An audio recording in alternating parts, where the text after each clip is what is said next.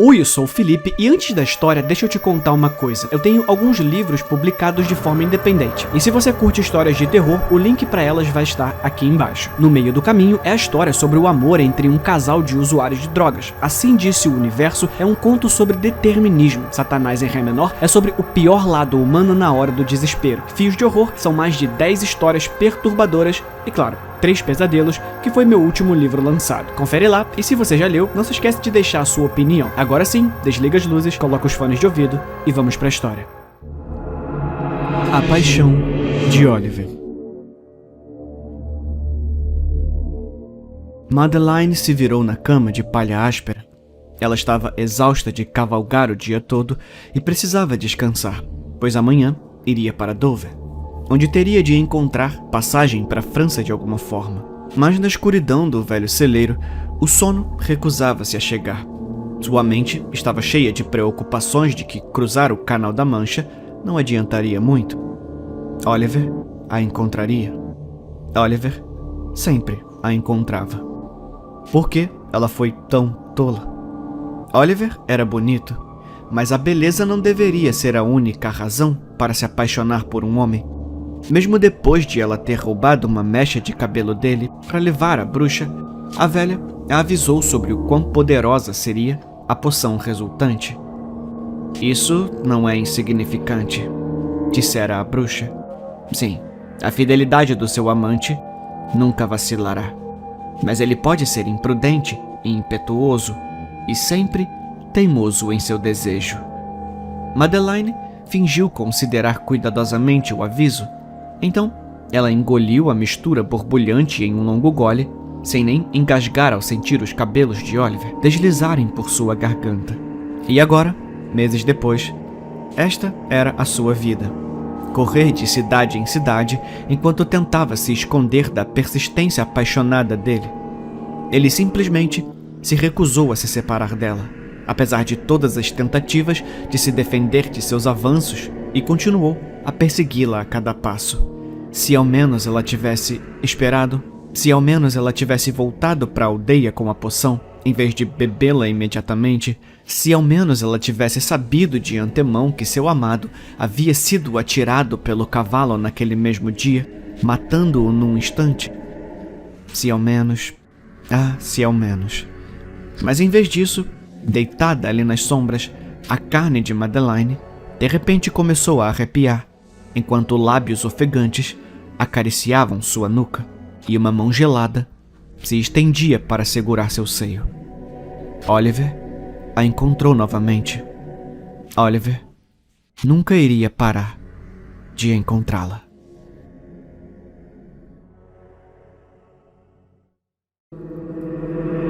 Pela última vez, você poderia diminuir o volume do seu telefone?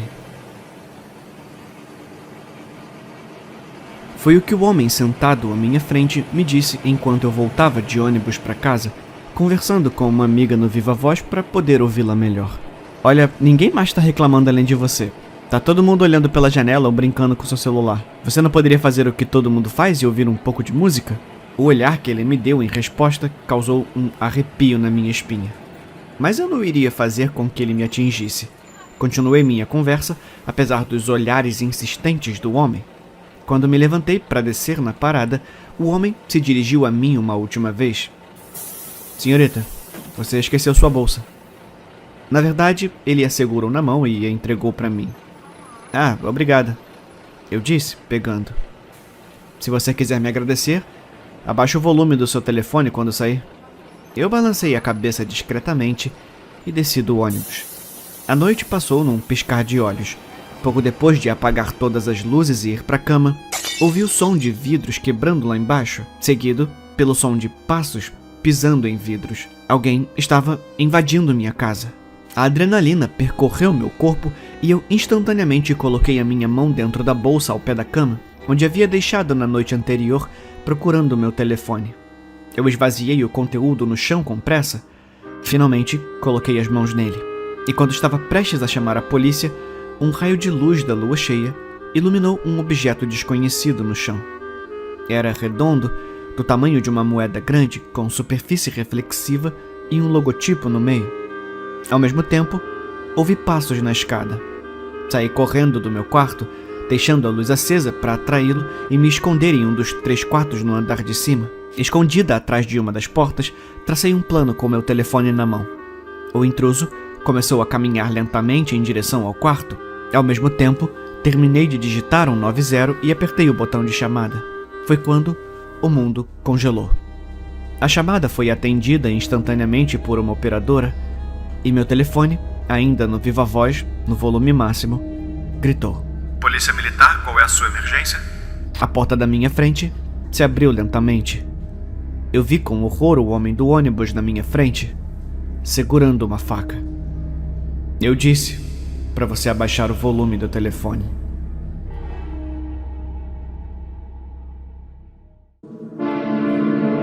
Eu vim de uma cidade estranha, mas não posso falar sobre ela.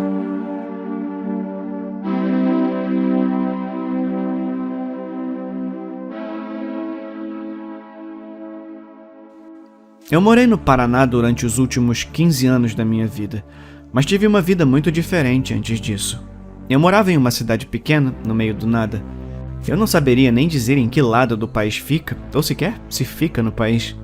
Era uma pequena cidade florestal, com árvores densas em todas as direções, mas onde exatamente fica essa floresta em particular? Bem, seu palpite é tão bom quanto o meu. A única coisa que tenho certeza é o nome da cidade: Ponto Pinheiro. Eu morei em Ponto Pinheiro durante os primeiros 10 anos da minha vida, antes de nos mudarmos no verão após o meu 10º aniversário. Depois que saímos, meus pais nunca mais falaram sobre isso. Na verdade, eles agiram como se isso nunca tivesse existido, e, para eles, eu acho que nunca existiu. Eu também não os culpo, e percebi que eles estavam tentando ao máximo esquecer a memória de Ponto Pinheiro. Sempre que as crianças da escola me perguntavam de onde eu era, eu simplesmente respondia que era de uma cidade pequena, da qual eles nunca tinham ouvido falar.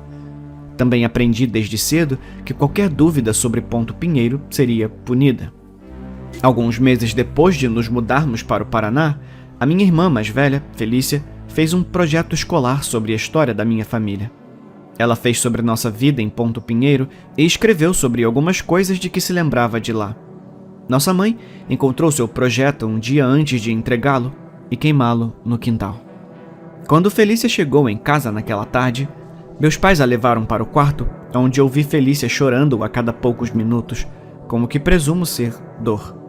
Eu não disse nada, e daquele momento em diante, nenhum de nós voltou a mencionar Ponto Pinheiro. Exceto eu, agora.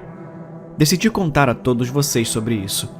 Não sei o que me faz lembrar de todas essas coisas que havia trancado nas partes mais profundas do meu cérebro. Talvez seja o fato de meu pai ter morrido há cerca de uma semana. Desde que ele morreu, a minha mãe permaneceu em silêncio. Não disse uma palavra a ninguém. Ela nem chorou. Na verdade, ela acabou enviando os restos mortais do meu pai, sabe-se lá pra onde. Eu apostaria em Ponto Pinheiro, embora eu não fosse louco de perguntar.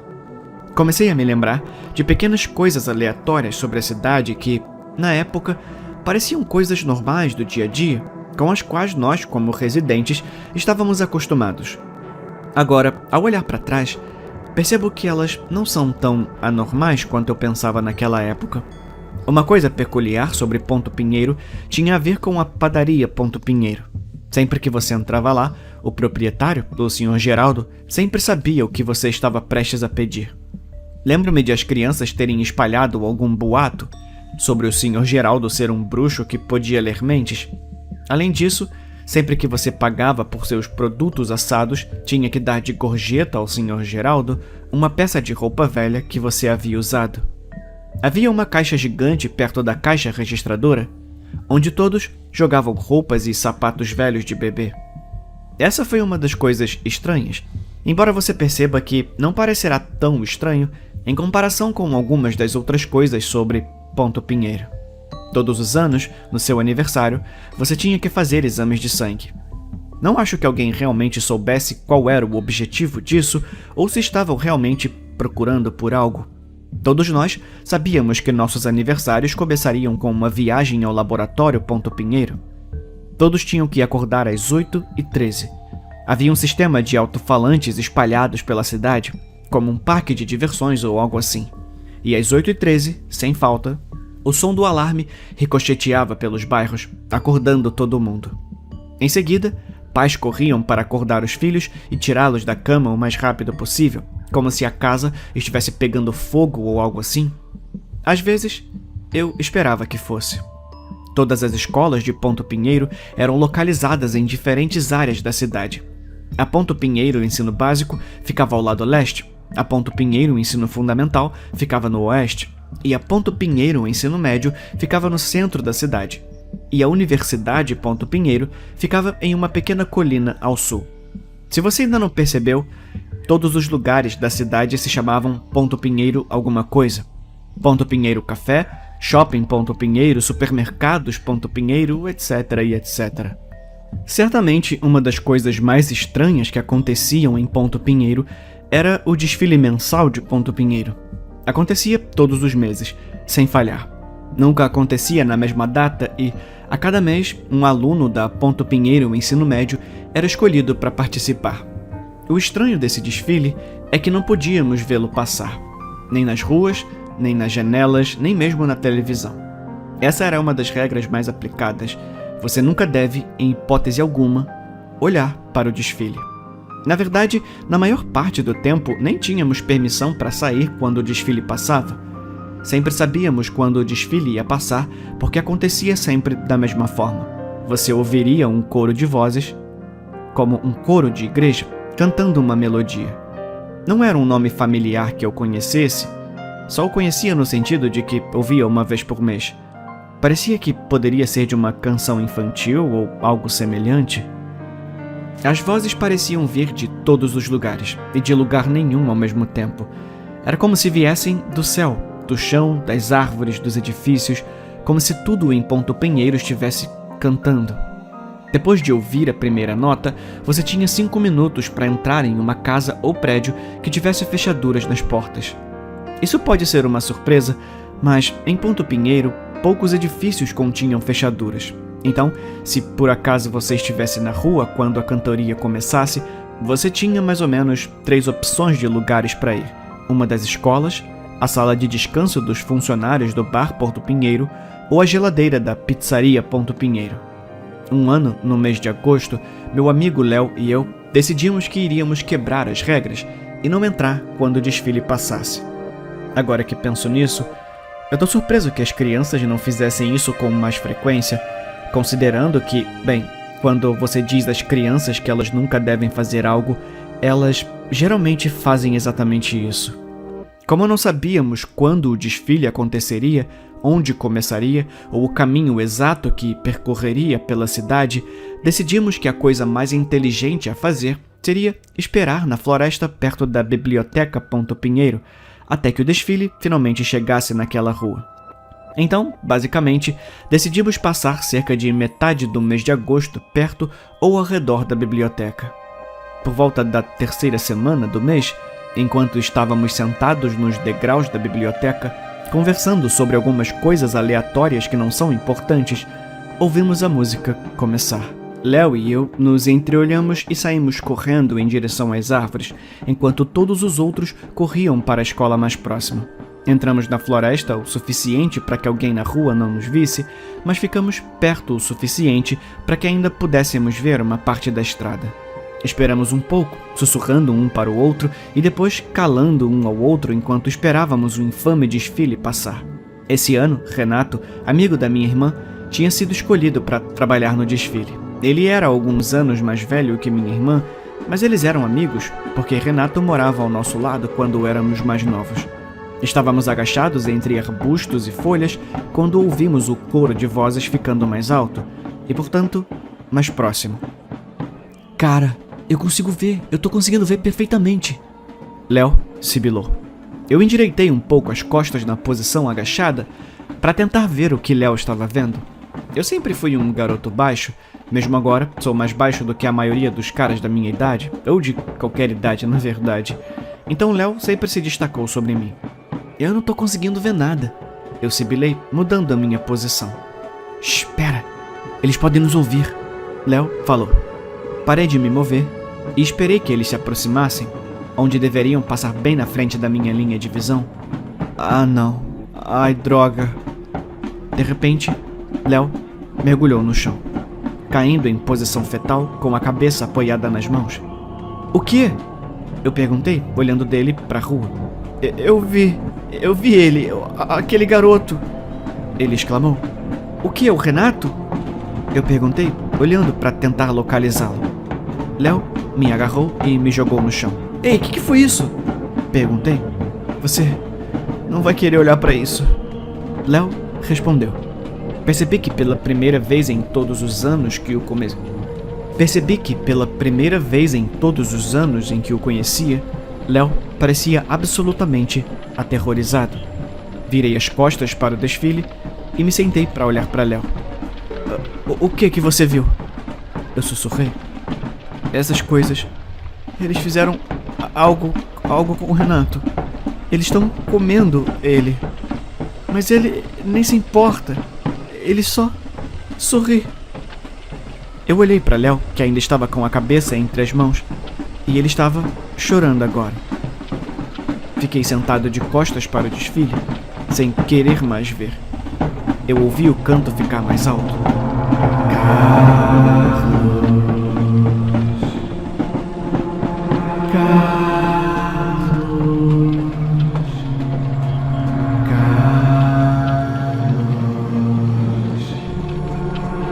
Não, olha. Léo sussurrou. Agora, a voz soava como a de Renato, pedindo para eu olhar. Eu fechei os olhos. As vozes continuaram por mais alguns minutos e, a certa altura, Léo começou a chorar. Eu fiquei de olhos fechados o tempo todo. Depois disso, o desfile seguiu em frente e continuou seu caminho pela cidade. Assim que começamos a ouvir todos saindo de seus esconderijos, eu me levantei e me inclinei para ajudar Léo a se levantar. Depois que ele se levantou, ele manteve a cabeça baixa. Léo, o que é de errado? Perguntei. Eu podia ouvi-lo, fungando. Léo, ele finalmente respondeu, enquanto levantava a cabeça. Eles levaram os meus olhos. Eu jamais vou esquecer os buracos escuros e sangrentos no rosto de Léo e os cortes em sua pele. Eu vomitei na floresta por uns bons 3 minutos antes de poder ajudar a tirar Léo da floresta. Alguns adultos nos viram e chamaram nossos pais, que vieram nos buscar imediatamente. No dia seguinte, minha família se mudou de Ponto Pinheiro. Eu nunca soube o que aconteceu com o Léo depois daquele dia. Minutos depois de sairmos, meus pais agiram como se Ponto Pinheiro nunca tivesse existido. Isso nunca foi discutido e nunca mais tive coragem de perguntar sobre Léo novamente. Pelo que eu sei, Léo foi a única pessoa que viu o desfile e não conseguiu ver mais nada depois disso. Não sei se Ponto Pinheiro ainda existe. Eu gostaria de dar uma olhada de novo. Mas mesmo que eu soubesse onde fica ou como chegar lá, eu acho que nunca mais voltaria. Tenho a sensação de que não receberia exatamente uma recepção calorosa. Embora eu não consiga afastar a ideia de que meus pais ainda estavam de alguma forma ligados à cidade, mesmo depois de todos esses anos.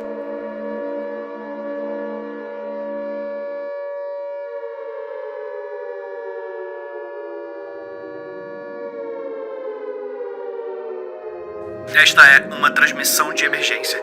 Escute o seguinte, se você valoriza você ou a vida de quem você ama. Hoje, às 7h42, um ser considerado Deus apareceu no céu. Ele é hostil. Não olhe fora de sua casa.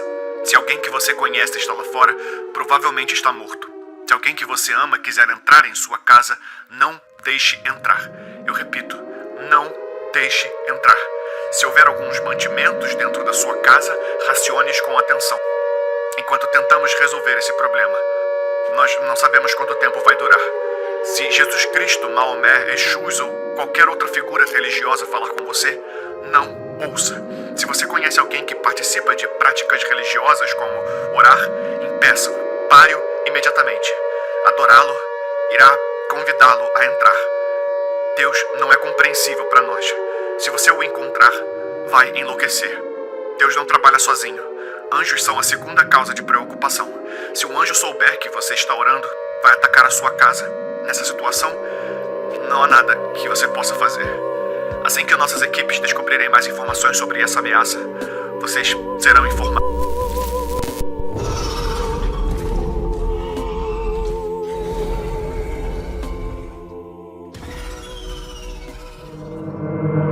Coração.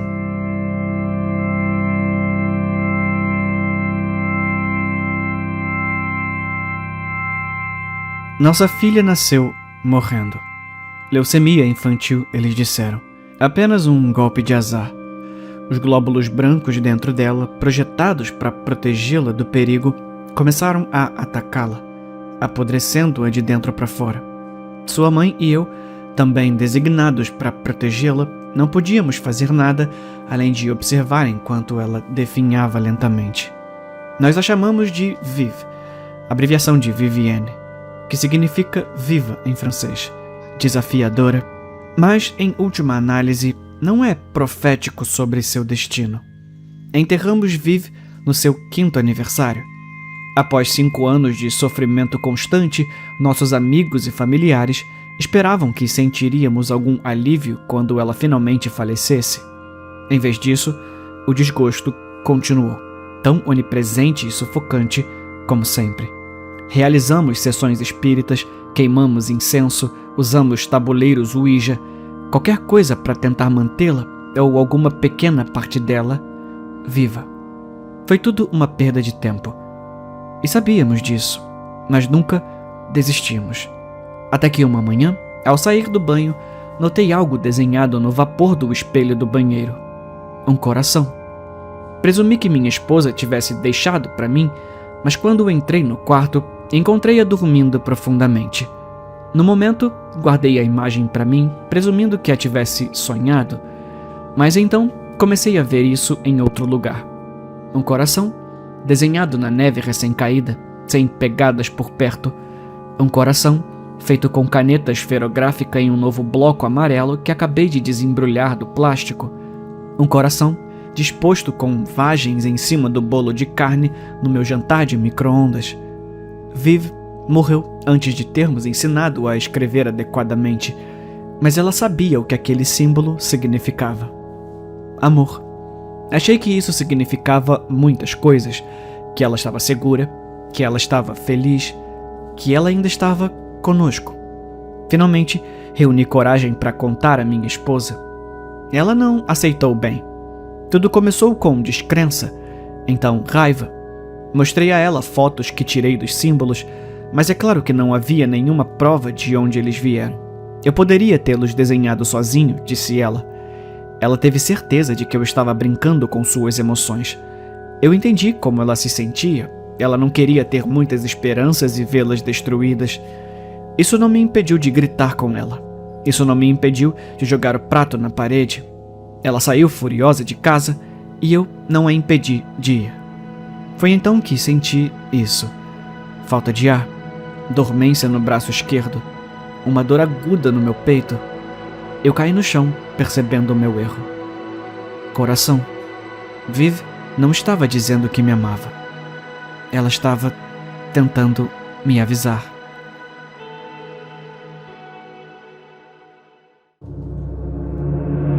A minha esposa pode nunca se recuperar totalmente da amnésia.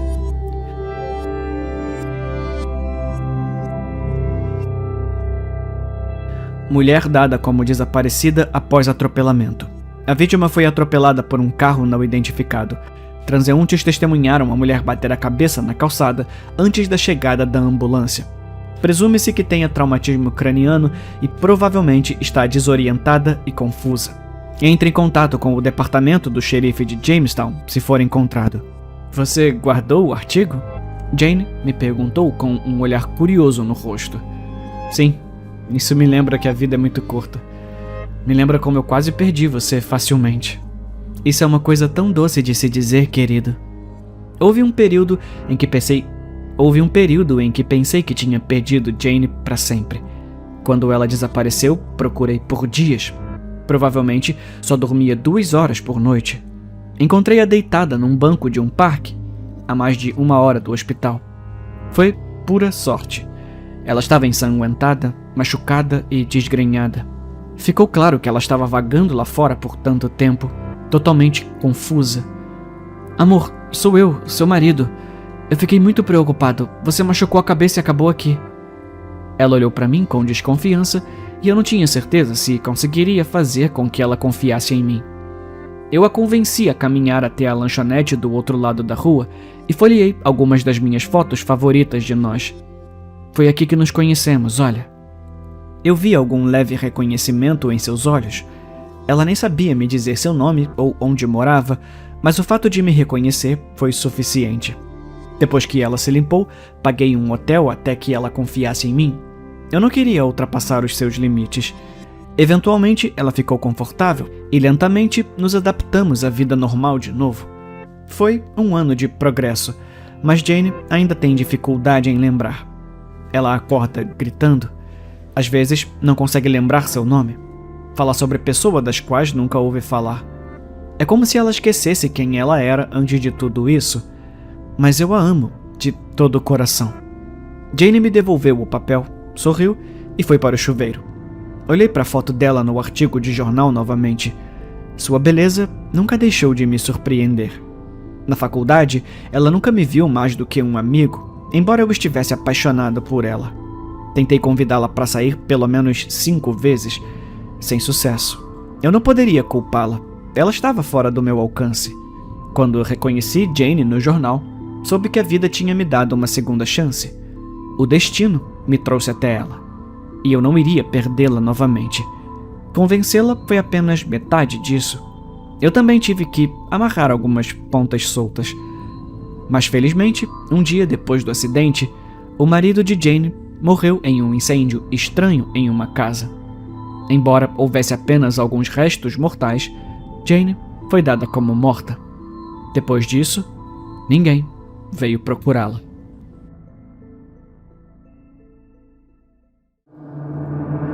Uma carta aberta para Hannah, o anjo da guarda da minha filha.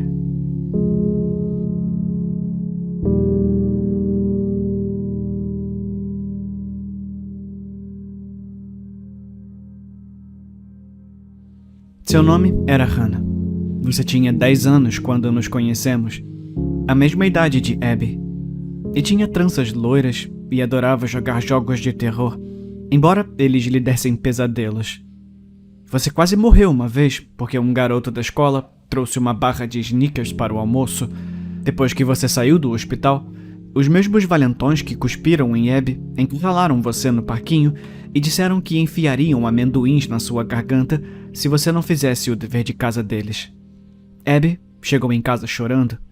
Conversamos com o seu professor e seu diretor.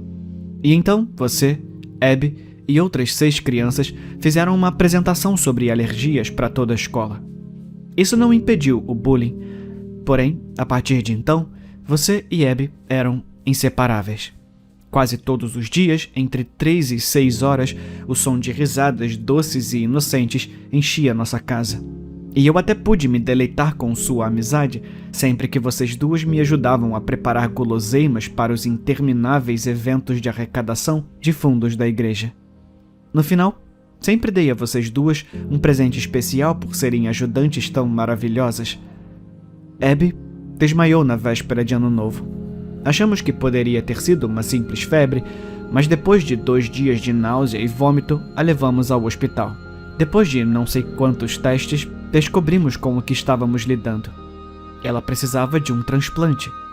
Eles me examinaram, além de uma dúzia de outros parentes. Certamente haveria uma correspondência em algum lugar. Não tivemos essa sorte. Nem você, nem seu pai nos disseram que estavam fazendo o teste, provavelmente porque não sabiam se iriam passar por um procedimento tão perigoso. Mas devido a uma confusão de alguns documentos importantes, descobri que você era uma candidata perfeita, e meu coração disparou. Certamente, a qualquer momento, você me contaria a notícia maravilhosa. Você não fez isso. Isso me colocou em uma posição difícil. Esperei por você no portão da escola. Agi como se nosso encontro fosse uma coincidência. No começo, você insistiu em voltar para casa sozinha, mas depois que aqueles valentões passaram, você entrou direto. Durante todo o caminho para casa, você não conseguia me olhar nos olhos enquanto conversávamos sobre a situação de Abby. Do lado de fora da sua casa, pedi que você esperasse. Do banco de trás, peguei um recipiente de plástico cheio de biscoitos e ofereci uma guloseima, como nos velhos tempos. Então, nos abraçamos e nos despedimos, ambos chorando. Mais tarde, seu pai ligou do hospital. Eu já sabia o porquê, mas levei 15 minutos para ele entender. Você sofreu uma reação alérgica. Os médicos fizeram tudo o que puderam, mas o resultado final foi que seus rins ficaram subitamente disponíveis. Abby pegou o da esquerda e o da direita foi para uma menina de 9 anos com grandes olhos verdes. Seu pai ainda recebe cartas sobre o progresso dela. Seu nome era Hannah, e você salvou a vida da minha filha naquele dia. E por isso, nunca, jamais esquecerei você. Um jogo de chá quebrado.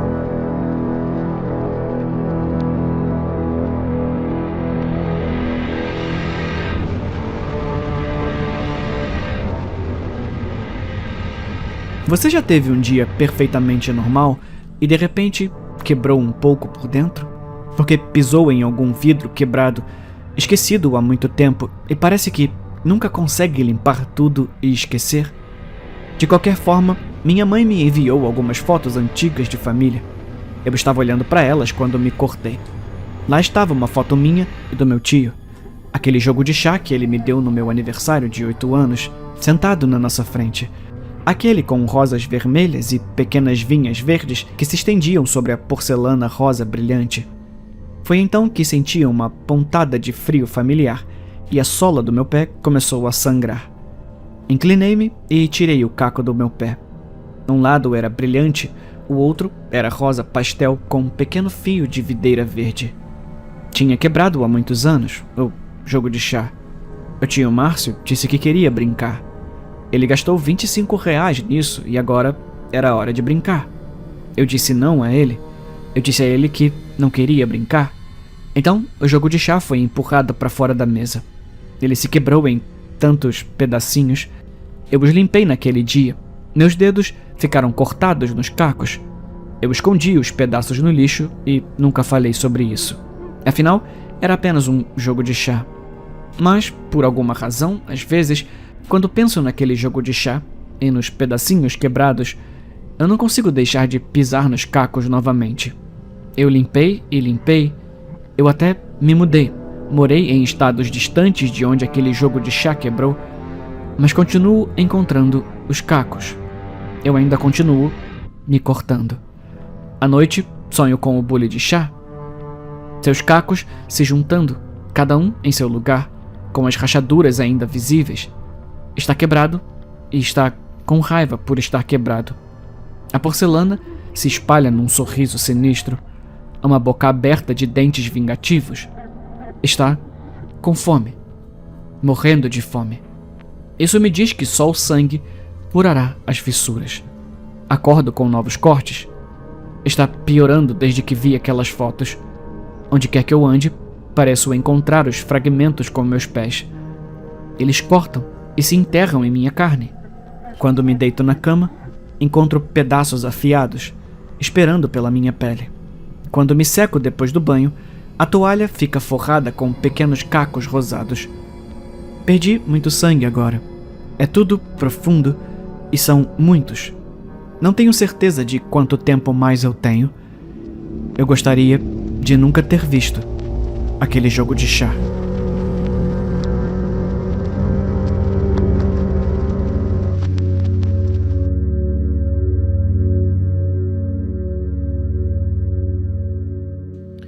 A minha esposa, Aline, e eu estamos juntos há 6 anos e casados há 11 meses.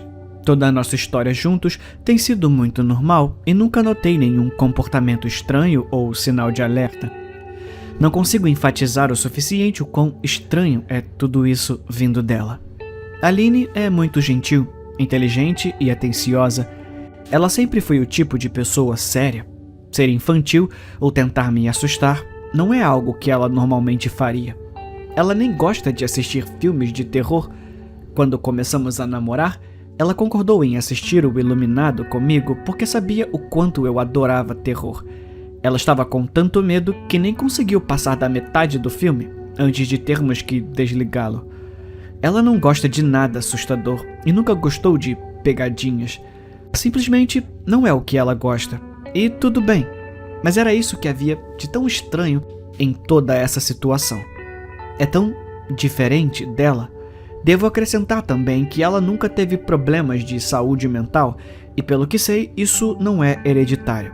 Sei que algumas pessoas conseguem esconder seus problemas de saúde mental, mas nos 6 anos que estamos juntos, acho que teria visto algum tipo de sinal. Há 2 meses, eu estava na cozinha, preparando um café antes do trabalho. Eu estava um pouco atrasado naquela manhã e sabia que não conseguiria ir ao Dunkin' Donuts para minha dose matinal habitual. Tomei um gole do meu café enquanto corria pelo corredor em direção à porta da frente, quando notei Aline me espiando no canto à minha frente. Eu só conseguia ver seus olhos e uma mecha de seu longo cabelo escuro pendurado na parede. O resto de seu corpo estava escondido atrás do canto. Quase derramei meu café quando a vi. Eu até queimei a boca. "Nossa, Aline", eu disse, limpando algumas gotas de café das calças. "Você me assustou." Ela imediatamente desapareceu de vista, como uma criança que foi pega. Ouvi-a correr em direção à sala, e quando cheguei à porta da frente, ela já estava fora de vista. Foi muito estranho e totalmente fora da personalidade dela, como eu disse, mas também achei meio engraçado que ela estava sendo mais brincalhona e um pouco menos séria. Gritei que a amava e a chamei de esquisita. Quando fechei a porta atrás de mim, ouvi ela rir. Seu comportamento era um pouco estranho, mas certamente não era algo para chamar um padre. Esqueci disso na hora do almoço e quando cheguei em casa ela estava normal. Eu não toquei no assunto e ela também não, e a vida continuou. O próximo incidente aconteceu 3 dias depois. Eram cerca de 2 da manhã e eu tinha acordado para tomar uma bebida. Eu estava parado na ilha da cozinha com uma jarra de suco de laranja na mão quando tive uma forte sensação de que estava sendo observado. Por alguma razão, olhei para o chão e vi o rosto sorridente da minha esposa olhando de volta.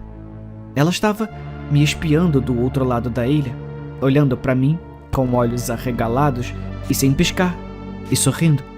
Sorrindo como o gato listrado de Alice no País das Maravilhas.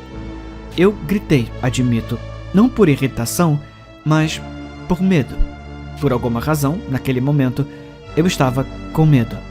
Ao som do meu grito, Aline saiu correndo da minha vista, com as mãos e os pés batendo no chão de ladrilhos enquanto ela saía correndo da cozinha de 4. Eu não corri atrás dela, nem gritei atrás dela. Eu apenas fiquei lá, congelado, em estado de choque, me perguntando que porra a possuía para fazer isso. Levei um pouco mais de tempo do que gostaria de admitir para voltar lá para cima, mas finalmente consegui. Quando cheguei ao nosso quarto, Aline estava deitada de lado, dormindo, ou pelo menos fingindo estar. Fiquei ali por um tempo, observando sua respiração para ter certeza de que ela realmente estava dormindo. Tive a sensação de que ela poderia pular em cima de mim no momento em que eu fosse para a cama, mas ela não o fez. Subi na cama e ela nem se mexeu. Sua respiração era suave e profunda e eu estava começando a me perguntar se tinha sonhado com tudo isso. Na manhã seguinte, esperei que ela descesse para tomar um café e depois de lhe entregar uma caneca e beijar sua bochecha, decidi perguntar a ela sobre isso. "O que foi aquilo ontem à noite?" eu perguntei, mantendo o meu tom leve para não ofendê-la ou envergonhá-la. Ela franziu a testa diante da xícara de café, balançando a cabeça, como se não tivesse ideia do que eu estava me referindo. "Você estava me espiando de novo. Dali", eu disse, apontando para o local no chão, perto da ilha da cozinha. Ela seguiu meu olhar e quando olhou para mim, começou a rir. Ela riu tanto que não pude deixar de me juntar a ela. "Você me assusta às vezes, sabia?" eu disse. Ela riu e colocou a xícara no balcão e passou os braços em volta do meu pescoço. Você me assusta o tempo todo, então acho que estamos empatados. Ela brincou. Nos despedimos e saímos para o trabalho. Enquanto dirigia, fiquei pensando em como foi assustador vê-la sorrindo para mim daquele jeito atrás da ilha. Os sons que suas mãos faziam no chão enquanto ela se afastava. Eu disse a mim mesmo que ela estava apenas tentando ser boba, apenas tentando se juntar a mim em meu amor por todas as coisas de terror. Não é como se eu estivesse com medo de ajudá-la, mas ainda não me parecia bem. Comecei a vê-la me espiando cada vez mais. Às vezes, ela espiava por trás do sofá ou das cortinas da sala. Uma vez, ela até conseguiu entrar no velho baú da vovó, que fica ao pé da nossa cama. Eu talvez nem soubesse que ela estava lá se as velhas dobradiças do baú não a denunciassem. Ela tinha a tampa apoiada apenas o suficiente para que só metade de seu rosto aparecesse. Ela estava sorrindo como uma criança animada. Era enervante. Eu nem sabia o que dizer a ela. Tudo o que pude fazer foi olhar. Quando finalmente encontrei a minha voz, perguntei por que diabos ela estava fazendo isso. Ela não respondeu, mas fechou lentamente a tampa, trancando-se dentro do baú. Eu simplesmente fui embora, me sentindo perturbado. Eu não entendi por que ela estava fazendo isso, mas claramente a deixava feliz. Eu só esperava que ela se cansasse do jogo rapidamente. Aline não me espiou pelas 2 semanas seguintes. Comecei a pensar que ela havia terminado sua brincadeira estranha e fiquei aliviado. Certa noite, estávamos assistindo a um programa na Netflix e eu, brincando, disse que não a tinha visto me espiando ultimamente e que ela devia ter desistido de seu jogo de espionagem. Ela olhou para mim com um pequeno sorriso e disse: "Talvez eu tenha melhorado nisso." Eu não disse nada. Mas me perguntei se ela estava brincando ou não. Nos dias seguintes, não consegui parar de pensar no que ela havia dito. Ela ainda estava me espiando quando eu não estava olhando e simplesmente não percebi?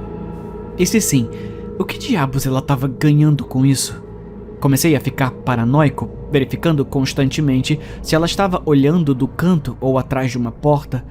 Eu ficava nervoso sempre que estava em casa e ela não estava à vista.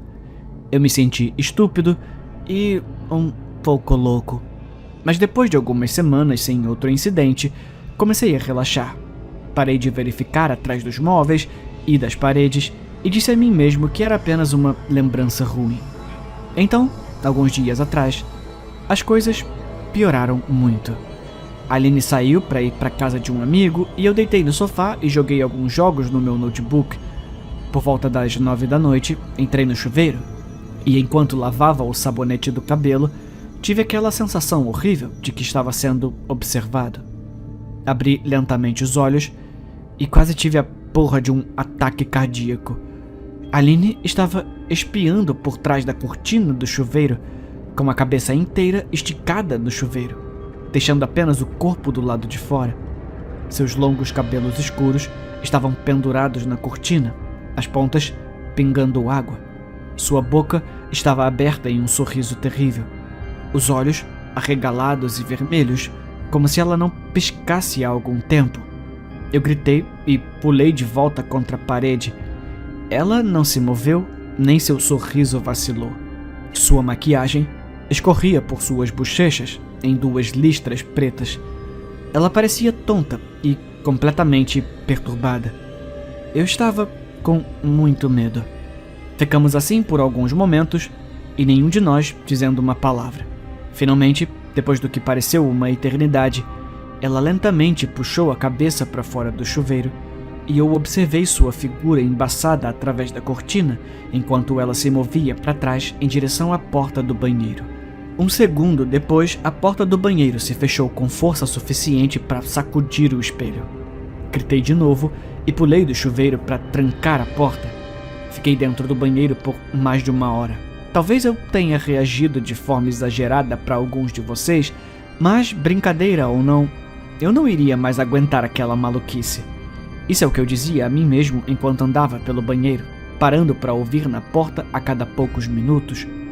De repente, ouvi um som abafado e pressionei o ouvido contra a porta do banheiro, esforçando-me para ouvir. Não consegui ouvir nada, mas imaginei Aline parada do outro lado da porta, rindo da própria piada.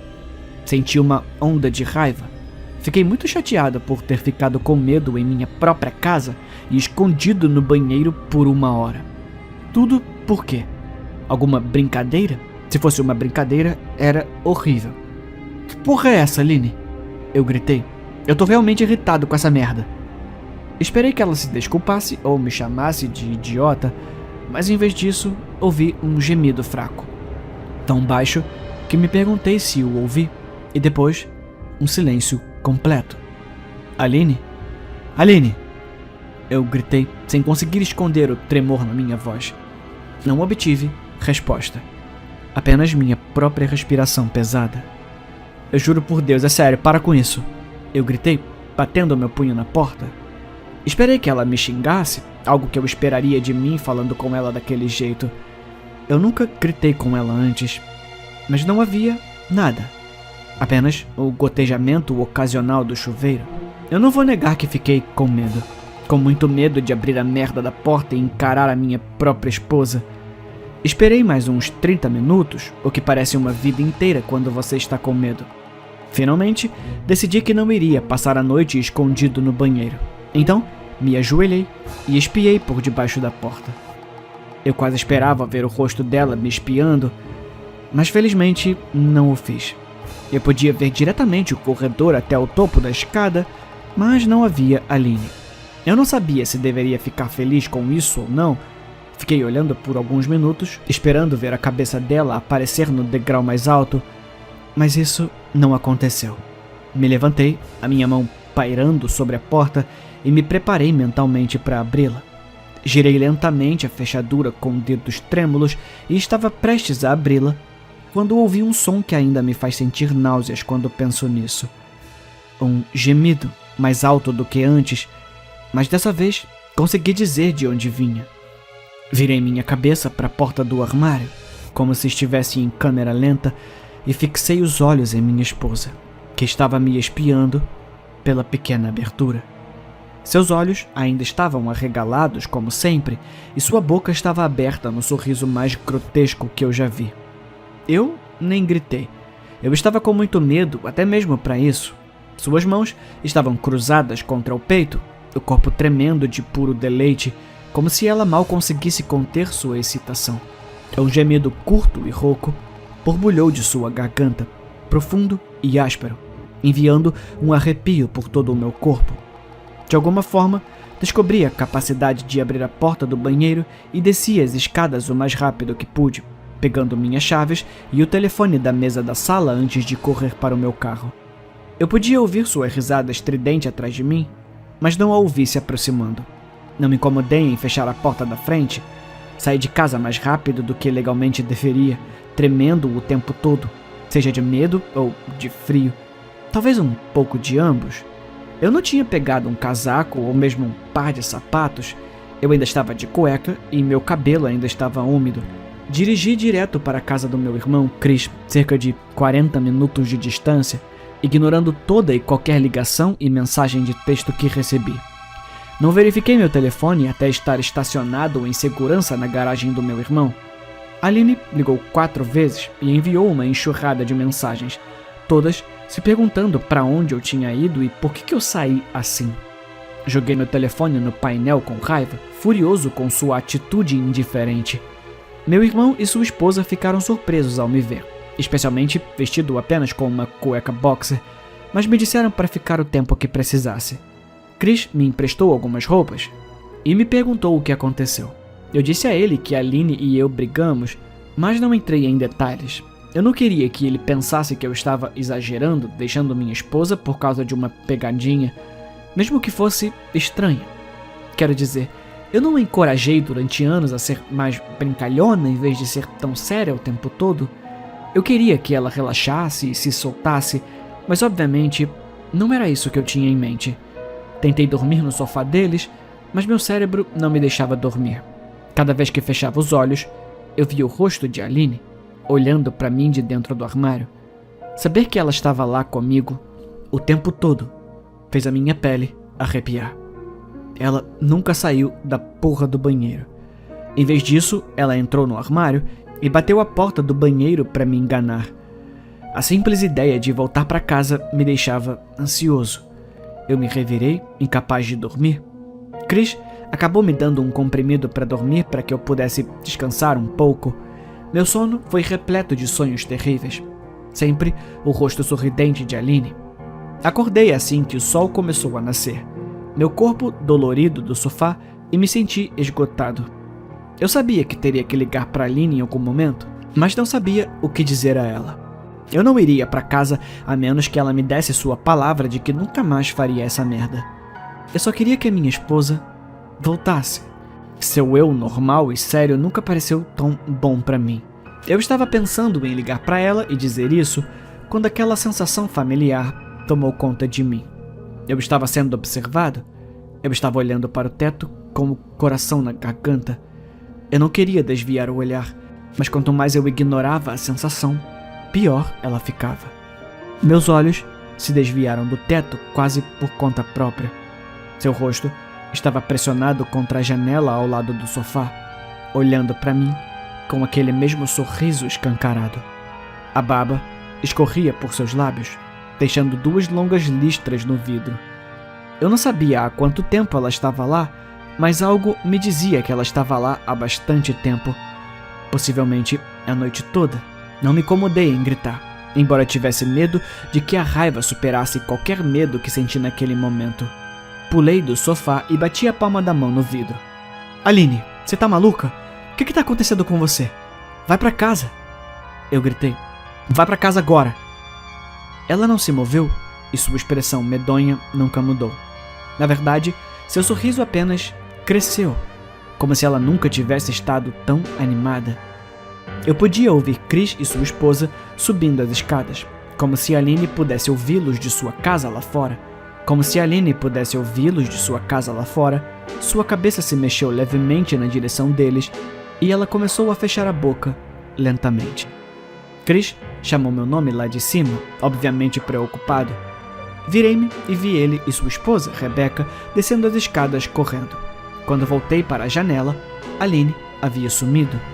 O único sinal de que ela estava lá eram as 2 manchas de baba ainda escorrendo pelo vidro. Tentei explicar a Chris e Rebecca que acordei e vi Aline me observando pela janela. Eles estavam céticos.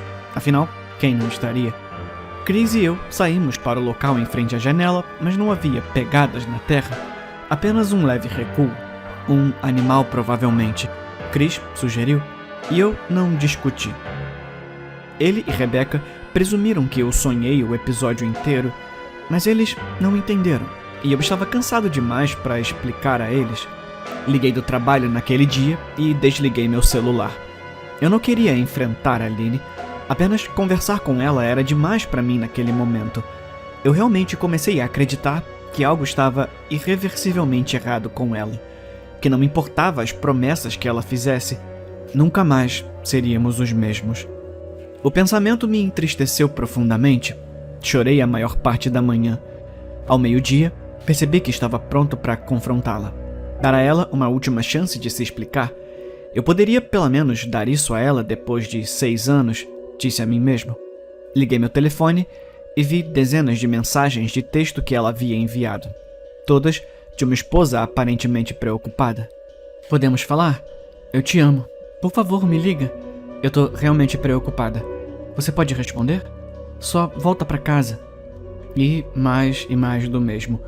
Todas as mensagens dizendo que ela me amava e que me queria em casa, como ela estava preocupada, nem um pouco abordando a maluquice que ela fez, como se ela não estivesse agindo como um personagem de um livro do Stephen King.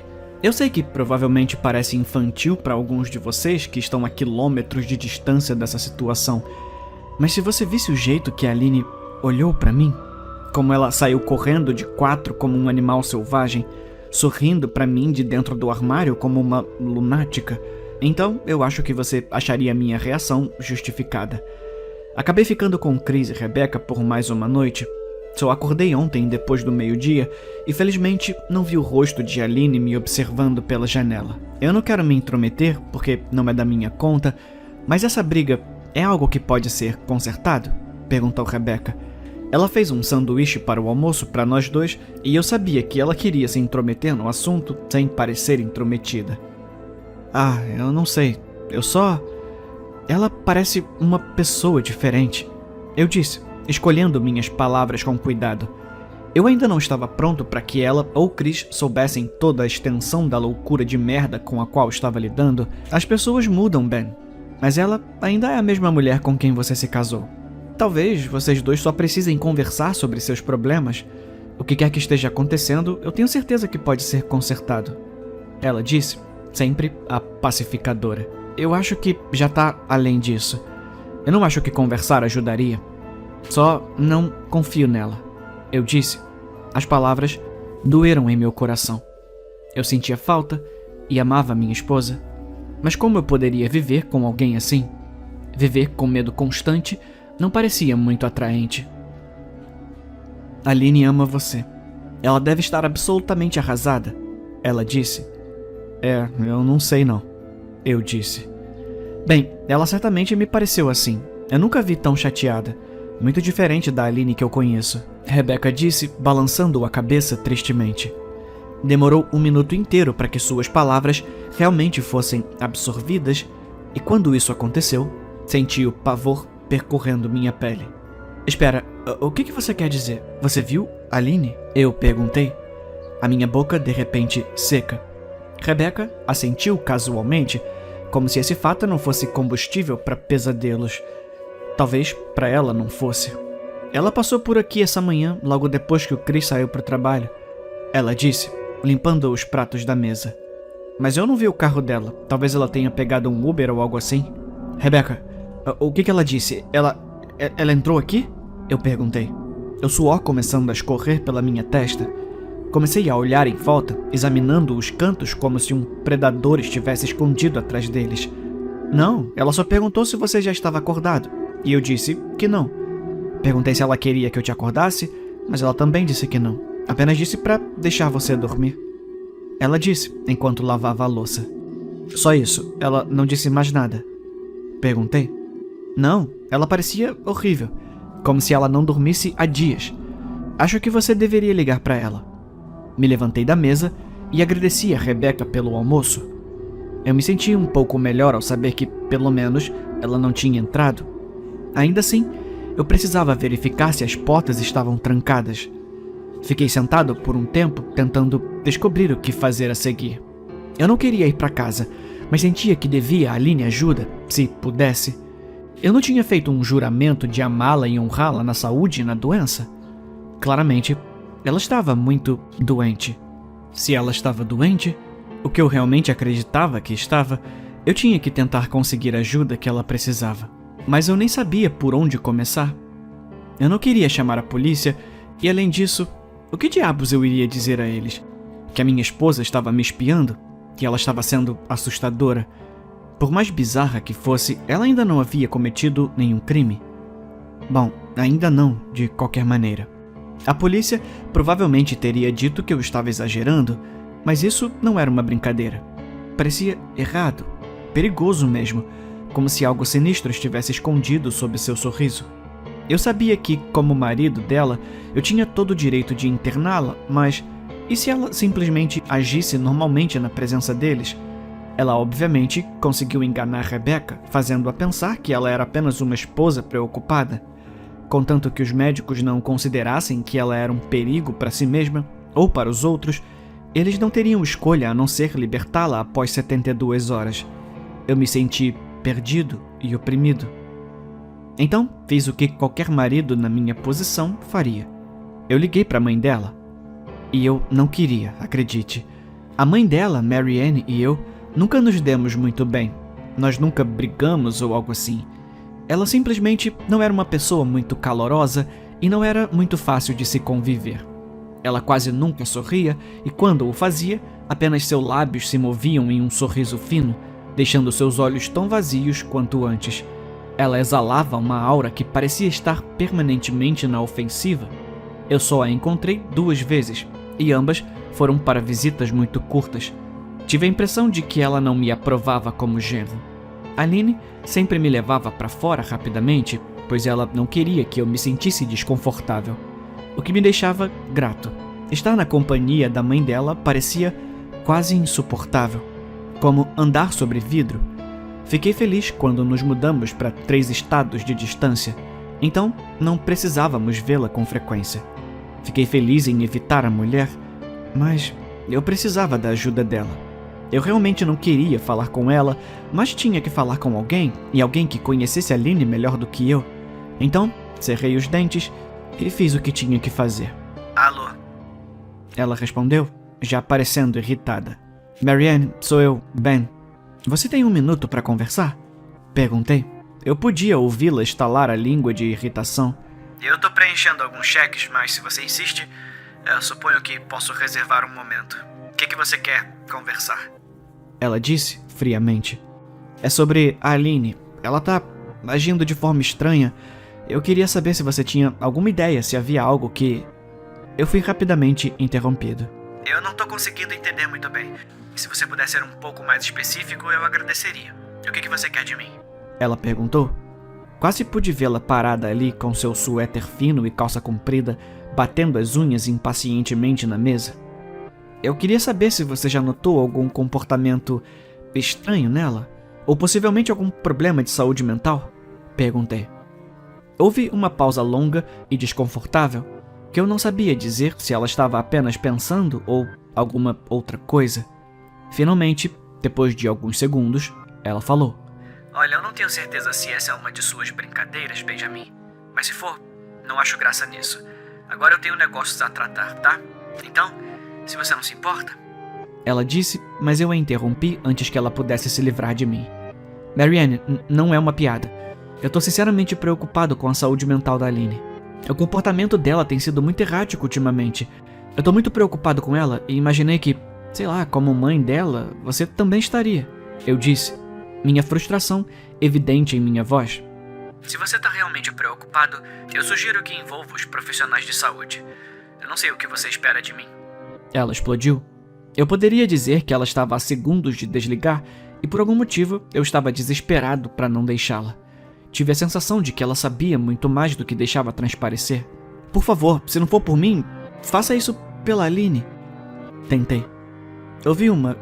Ouvi uma inspiração fraca e trêmula, como se ela estivesse tentando manter sua personalidade de aço, mas não conseguisse. Marianne, o que houve? Eu comecei. Benjamin, eu não sei o que te dizer. Meu único conselho seria procurar ajuda profissional. Não liga mais pra cá, tá bom? Tchau. Eu tentei ligar pra ela, mas ela desligou. Tentei entender a ligação e sua recusa em me ajudar, mesmo que ela não gostasse de mim.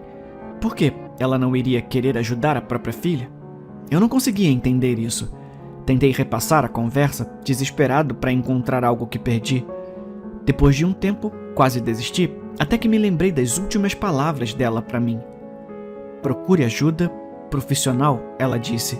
Ela disse essas palavras com um pouco de urgência. Eu poderia estar apenas me agarrando a qualquer coisa, mas não, eu tinha certeza de que a voz dela havia mudado ligeiramente quando ela disse isso, como se fossem muito importantes.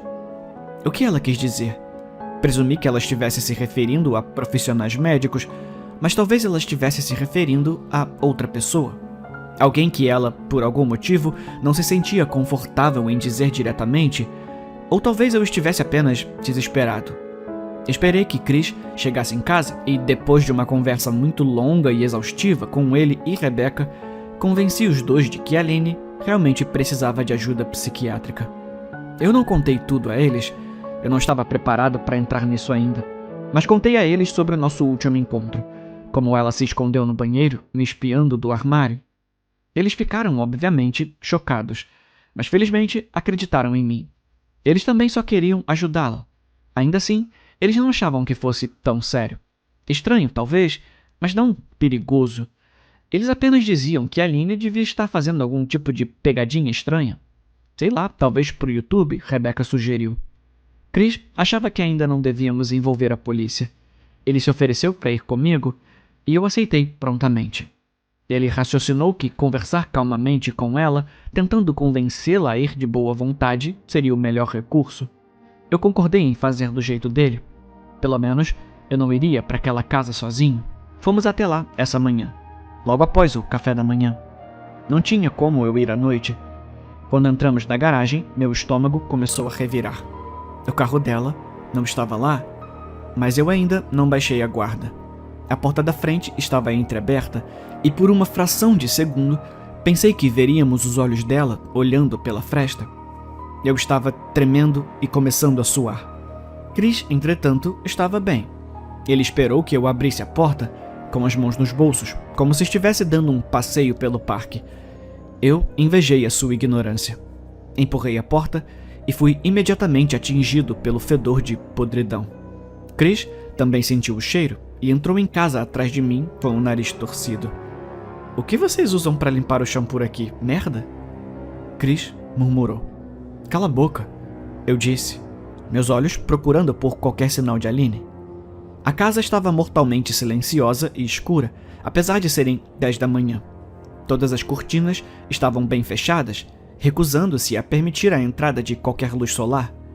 Se eu não tivesse saído 2 dias antes, teria pensado que a casa estava abandonada.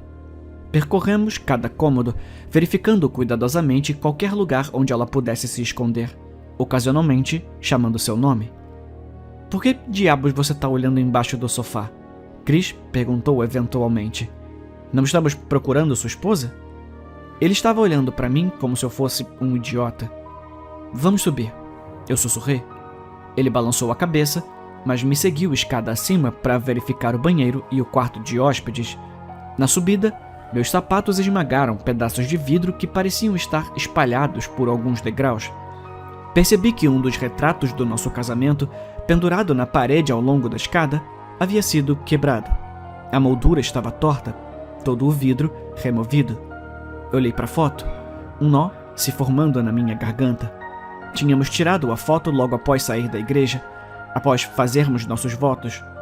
Ela estava tão linda em seu vestido branco. Olhei para o lindo rosto de Aline. Nunca sonhei que o rosto dela seria uma fonte de terror para mim. Subimos o resto dos degraus e verificamos o quarto de hóspedes, mas ele parecia completamente intocado. Eu estava hesitante em ir ao banheiro. Meu medo daquela noite voltou para mim de uma só vez. Chris percebeu e se ofereceu para entrar sozinho, mas eu não podia deixá-lo fazer isso. Então entramos juntos, verificando o armário e o chuveiro. O banheiro parecia não ter sido tocado desde a noite em que saí. "Eu não acho que ela esteja aqui, Ben. Por que você não pega algumas roupas e tentamos voltar amanhã ou algo assim?" Chris disse. Eu balancei a cabeça e fui para o nosso quarto e coloquei algumas roupas em uma mochila. Quando verifiquei dentro do nosso armário, me deparei com a origem do cheiro e engasguei.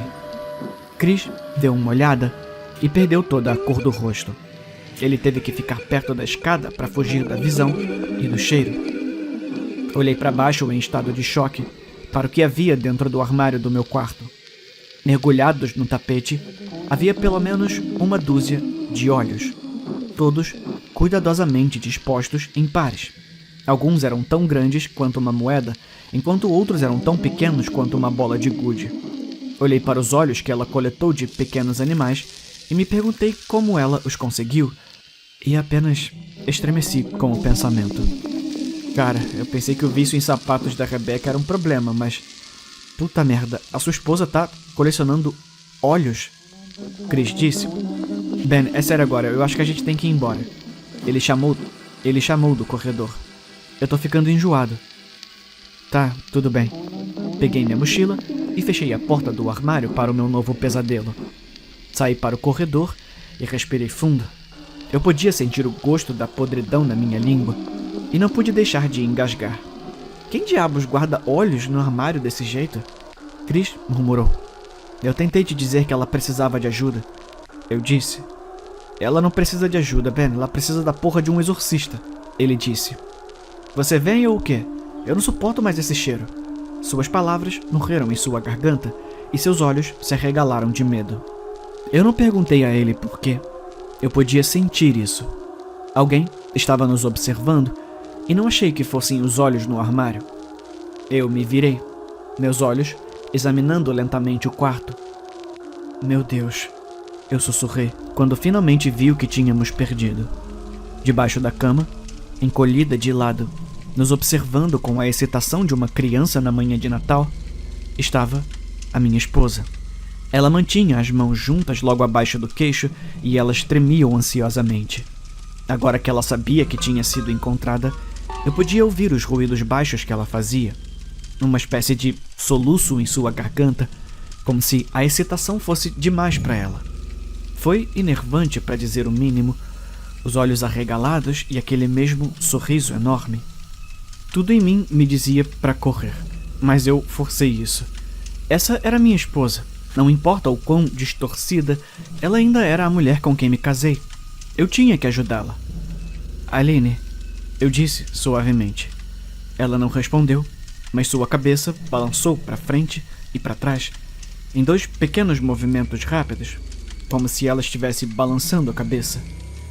Meu amor, eu só quero ajudar, ok? Você pode me deixar fazer isso? Perguntei. Eu dei um único passo à frente, aproximando-me dela como uma espécie de animal perigoso. Eu te amo, Aline. Eu disse suavemente, dando outro passo mais perto. Ela deixou um pequeno gemido escapar de sua boca aberta e eu tive que resistir à vontade de correr. Seus ombros estavam começando a tremer e seus olhos ficaram grandes como pires. Eu me agachei para poder vê-la melhor e imediatamente vi o sangue. Suas mãos estavam cobertas de sangue. Elas tremiam mais quanto mais me aproximava, como se ela mal conseguisse se conter. Aline, você tá machucada? Você tá sangrando, eu disse. Ela balançou a cabeça novamente, seus dedos ensanguentados movendo-se para cima e para baixo, como se estivesse tocando um piano invisível. Eles ocasionalmente roçavam seu queixo, deixando manchas de sangue em sua pele. Eu queria recuar. O cheiro que emanava dela era revoltante. Eu podia sentir o vômito tentando subir pela minha garganta. Seus lábios estavam secos e esticados, o sangue escorrendo entre as rachaduras. Eu sabia que ela não sairia dali sozinha, mas não queria deixá-la no estado em que se encontrava. Cheguei mais perto e estendi a mão para ela. Os soluços excitados ficaram mais altos e suas mãos tremeram, os dedos flexionando. Foi então que pude ver o sangue escorrendo entre seus dedos. Meu Deus, Aline, você tá sangrando, eu disse. Instintivamente, estendi a mão para pegar a mão dela, mas antes que pudesse tocá-la, a mão dela saltou em minha direção. Uma dor aguda percorreu meu braço e caí sentado. Meu braço queimou e pude ver o sangue escorrendo no carpete. Olhei para ela em estado de choque e a vi sorrindo loucamente, seus dedos segurando um grande caco de vidro. Você tá bem aí? Chris perguntou atrás de mim. Virei minha cabeça ligeiramente e acenei para ele, embalando meu braço contra o peito. Quando me virei para encarar Aline, vi que seu foco havia mudado. Ela não estava mais olhando para mim, e ela também não estava mais sorrindo. Ela estava olhando para além de mim, seus olhos fixos em Chris da mesma forma que um leão faminto olharia para um antílope. Sua boca ainda estava aberta, mas estava torcida em um rosnado. Me levantei e comecei a andar de costas pelo corredor, com medo de tirar os olhos dela. Você tá sangrando? Chris perguntou. No momento em que as palavras saíram de sua boca, Aline começou a sair rapidamente debaixo da cama, o caco de vidro ainda em sua mão. Chris, corre! Vai embora! Eu gritei. Ele devia estar com muito medo de se mover, porque um segundo depois senti minhas costas baterem nele. Ele ainda estava parado no topo da escada, olhando para o horror que era minha esposa. Aline rastejou para fora da cama e ficou parada na porta do quarto, o rosto contorcido de raiva. Todo o seu corpo estava visivelmente tenso. O sangue escorreu por seus dedos e caiu no chão. Meu Deus, Aline! Chris disse. Você tá brincando de esconde-esconde? Que porra é essa? Estendi a mão e o empurrei em direção aos degraus. Vai embora, Chris. Eu disse, o mais baixo, mas firmemente que pude. Aline balançou a cabeça em movimentos rápidos e bruscos e começou a sorrir. abrindo cada vez mais a boca, de modo que o queixo parecia tocar o peito. Ouvi Chris murmurar uma oração, e então ele desceu correndo as escadas. Fiquei no topo da escada, preso entre o amor por uma mulher que claramente precisava de ajuda séria e a autopreservação. Eu só quero ajudar, eu disse, sufocando as lágrimas. Seus olhos focaram em mim mais uma vez enquanto ela lentamente levantava o vidro, segurando-o na sua frente. E então, ela começou a correr em minha direção, sorrindo com total excitação. Felizmente, meu corpo assumiu o controle e desci as escadas pulando 2 ou 3 de cada vez. Cheguei à porta da frente antes de senti-la pular nas minhas costas, envolvendo os braços em volta do meu pescoço, a boca aberta perto do meu ouvido para que eu pudesse ouvir aqueles sons terríveis de soluços de perto. Eu a sacudi de cima de mim, derrubando-a no chão. Senti uma dor lancinante nas costas enquanto ela se afastava, mas abri a porta da frente e fugi para o carro. Chris estava no jardim da frente, falando ao telefone com a polícia. Eu não disse uma palavra, apenas corri para o meu carro e entrei. Chris entendeu a dica e me seguiu, ainda na linha com a polícia. Olhei pelo espelho retrovisor, certo de que haveria lá correndo atrás de nós, mas ela nunca fez isso. Fui direto para o pronto-socorro e levei 11 pontos no braço e 3 nas costas. A polícia fez muitas perguntas e voltou para casa para fazer uma busca, mas é claro que a Aline não estava lá. Eles me aconselharam a ficar com um amigo ou um parente por um tempo e entrar com uma ordem de restrição assim que pudesse, mas nenhuma dessas coisas importaria. De alguma forma, eu simplesmente sabia. Deixei Chris em casa e fui para um motel a 1 hora de distância. Eu queria colocar a maior distância possível entre mim e Aline. Foi aqui que estive nas últimas 4 horas. Pensei que talvez a polícia a encontrasse, talvez conseguissem a ajuda que ela precisa urgentemente, mas agora acho que não, porque há 40 minutos recebi uma mensagem de um número desconhecido. Apenas 3 palavras. Eu encontrei você. E uma foto anexada. A imagem estava escura e granulada, mas eu imediatamente soube o que era. Não havia como confundir o olhar da minha esposa. Eu não sei o que fazer. Eu estou sozinho e com medo. E não posso deixar de sentir que estou sendo observado.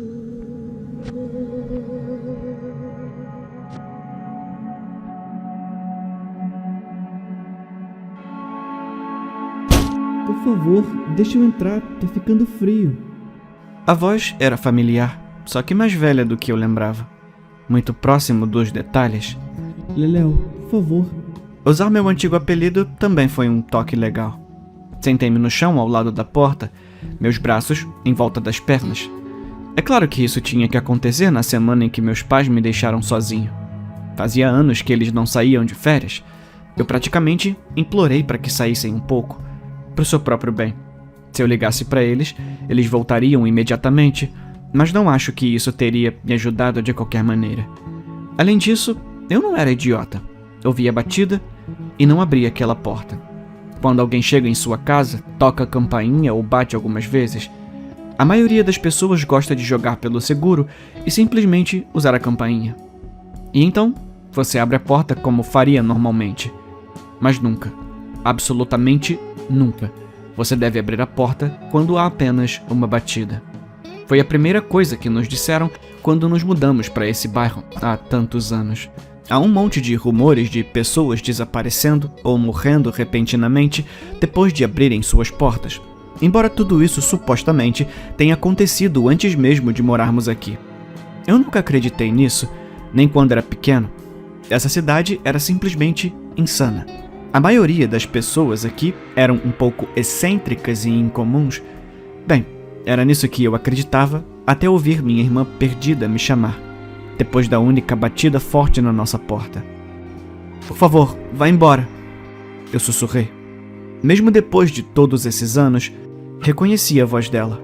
E quando ouvi isso, pulei, pronto para abrir aquela porta. Mas eu sabia que não era ela. Eu olhei pela janela. Não havia ninguém na frente da nossa porta.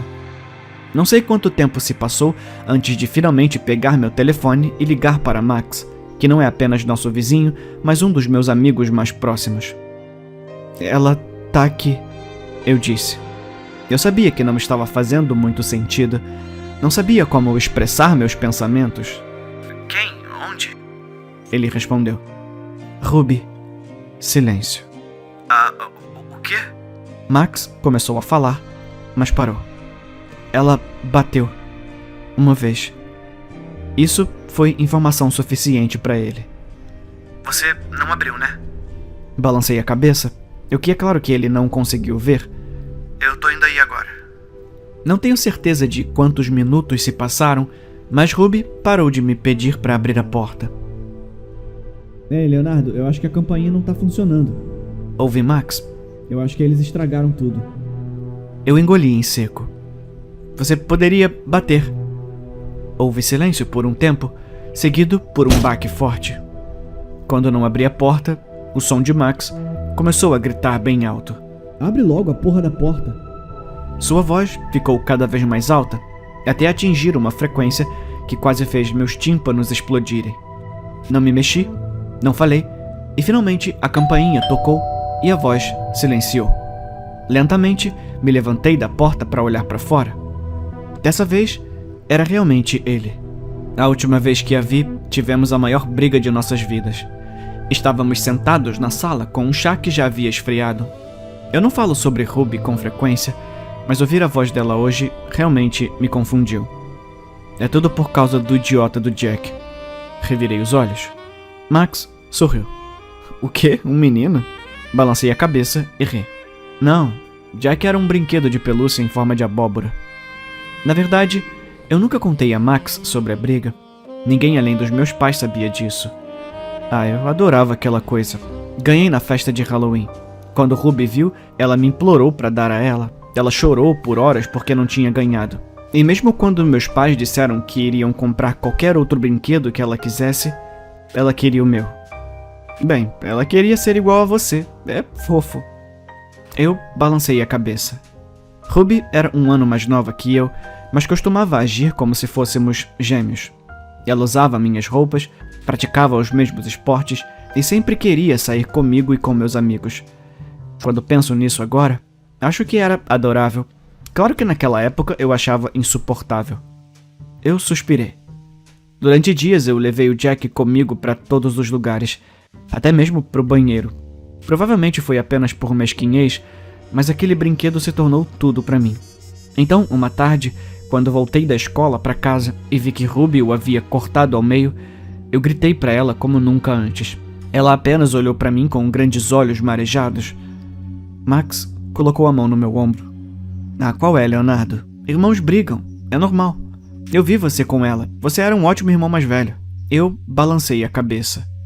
Claro, eu sabia que era apenas uma briga estúpida entre crianças, mas se eu pudesse voltar no tempo, eu daria a ela todos os brinquedos de merda que eu tinha. Isso aconteceu há 5 anos. Ruby faria 16 anos agora. Meus pais tentaram de tudo durante anos para encontrá-la. Acredito que a única razão pela qual ainda moramos aqui é que eles nunca perderam totalmente a esperança de que ela voltasse para casa um dia. Talvez agora ela voltasse, apenas de uma maneira diferente. Você acha que eu tô perdendo a sanidade, Max? Ele ergueu uma sobrancelha. Eu acho que você perdeu isso há um tempão atrás, ele brincou. Não, eu tô falando sério. Quer dizer, não é possível que eu realmente a tenha ouvido antes. Ele encolheu os ombros. Quero dizer, você ouviu uma batida, mas eu não acho que tenha sido ela. Max e eu costumávamos zombar da superstição. Quando éramos mais jovens, antes de Ruby desaparecer, uma vez brincávamos de apertar a campainha das casas. Depois de algumas casas, Max decidiu bater uma vez na porta da nossa vizinha, a Sra. Telsky. Alguém nos viu e Max recebeu o maior sermão de sua vida de seu avô. Como se fosse realmente uma grande coisa. Meus pais também não ficaram felizes, mas Max ficou de castigo por 2 meses, durante os quais seu avô lhe contou todo tipo de histórias de terror dessa cidade. Eu também não acho que tenha sido ela, mas acho que estava imitando ela. Ou tentando, eu disse. Bom, se vale de alguma coisa, eu acho que foi inteligente você não ter aberto a porta. Talvez estejamos todos um pouco loucos, mas é melhor prevenir do que remediar, certo? Max se ofereceu para passar a noite e eu imediatamente disse que sim. Pegamos o colchão de ar e assistimos filmes até que comecei a ouvi-lo roncando. O bom de Max é que nunca me senti desconfortável perto dele. Ele ficava lá regularmente desde que éramos pequenos, principalmente depois que Ruby se foi. Tê-lo aqui realmente ajudou contra o silêncio. A minha mente ficou mais fácil e meu corpo mais pesado. Pensamentos reais começaram a se misturar com sonhos. Eu estava começando a adormecer. E então, houve outra batida. Veio da porta da frente lá embaixo, mas ouvi alto e claro. Meu coração começou a disparar como aconteceu essa tarde. Max, você ouviu isso? Eu sussurrei, mas ele não respondeu. Leléo, tá escuro. Por favor, vem me buscar. Gritou a nova voz de Ruby do lado de fora.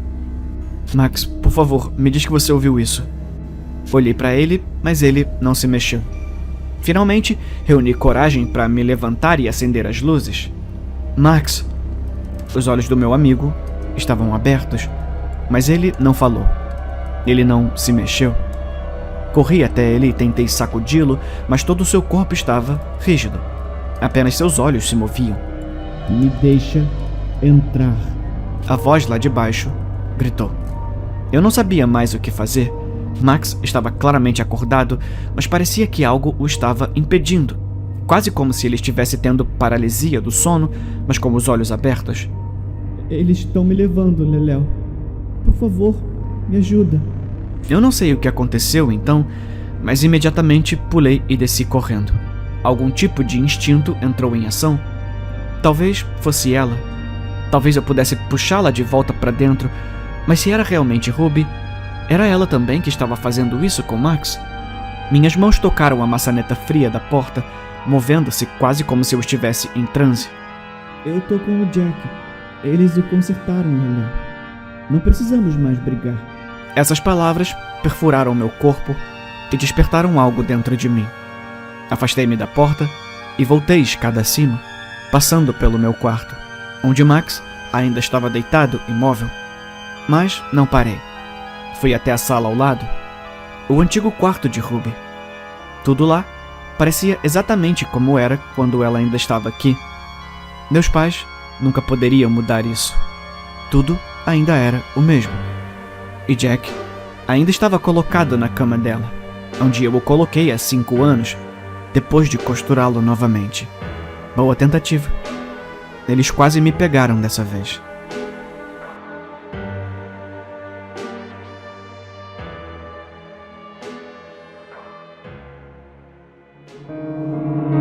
Tem algo errado com essa criança.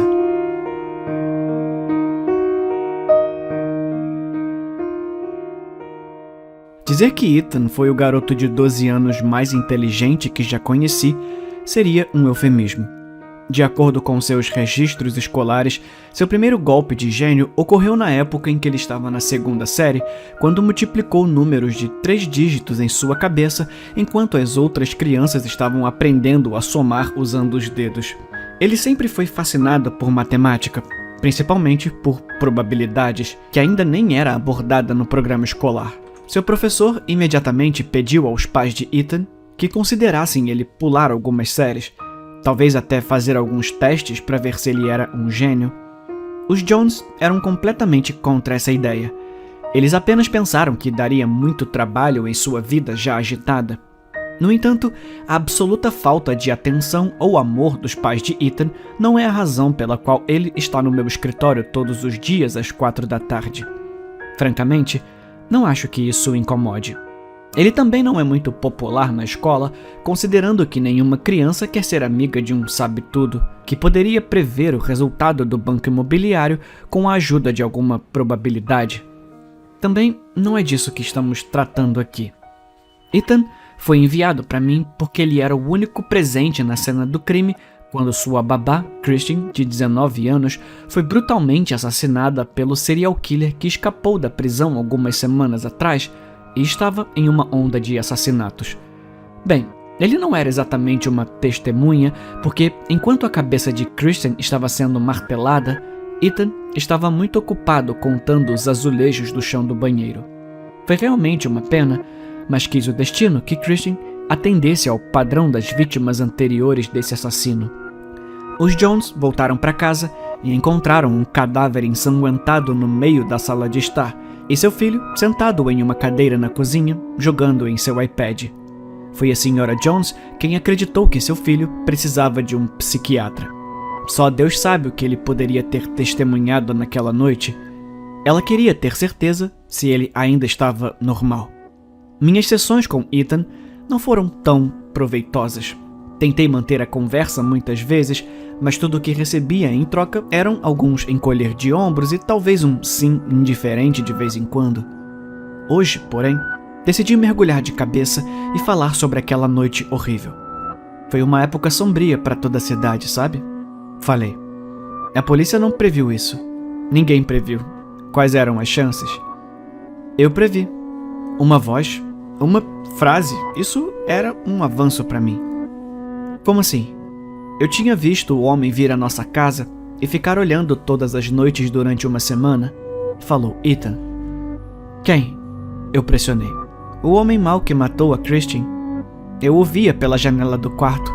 Sabia que a polícia estava procurando. Vi a notícia e sabia que ele iria fazer algo ruim.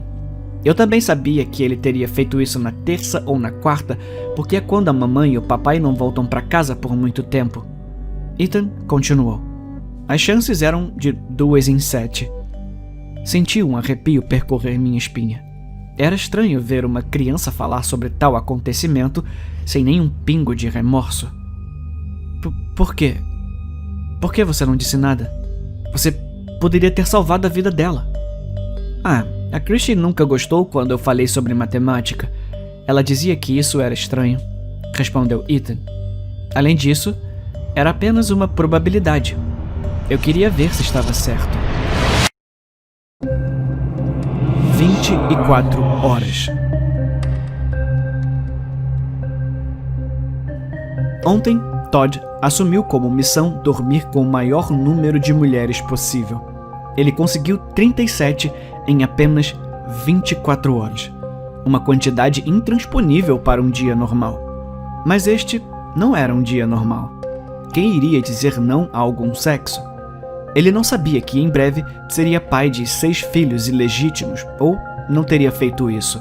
Ontem, Anne quebrou as pernas e cortou a garganta de seu ex-marido tóxico.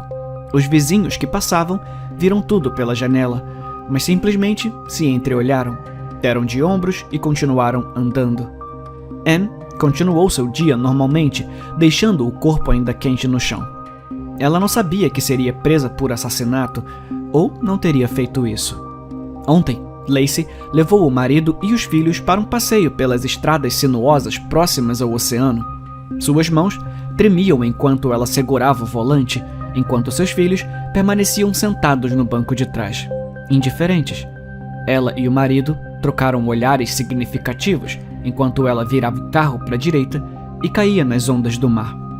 Ela não sabia que seria evitada enquanto estivesse a 2 metros de profundidade, ou não teria feito isso. Ontem, foi anunciada a notícia de que um asteroide gigantesco estava vindo direto para a Terra. Ontem, o mundo entrou em erupção num caos sem precedentes, pois todos tiveram que decidir o que fazer nas últimas 24 horas. Mas hoje, ocorreu um pandemônio absoluto e completo, porque o asteroide nos errou.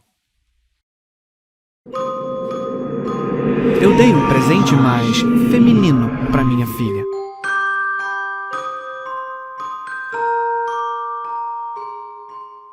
Eu sei o que parece e, por favor, me escuta antes de julgar, tá? Eu tenho uma filha de 10 anos que amo muito, mas ela não é uma garota muito feminina. Ela gosta de legos, de brincadeiras de lutinha, de roupas da seção masculina, coisas assim. Então, pensei em comprar algo diferente para ela em seu aniversário, para orientá-la na direção certa.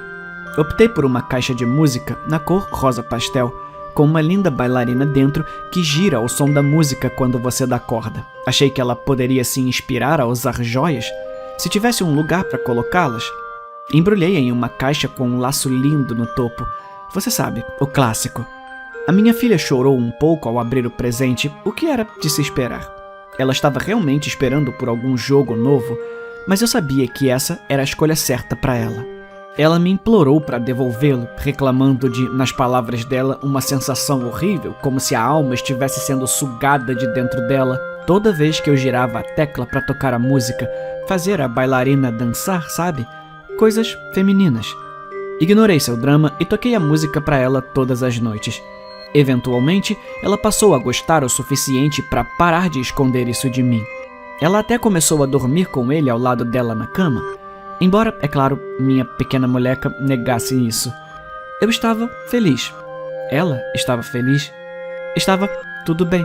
Até que minha filha começou a tocar aquela maldita coisa repetidas vezes, só para deixar claro. Sim, ela agiu como se fosse inocente, insistindo que não era ela, que havia algo errado com a caixa.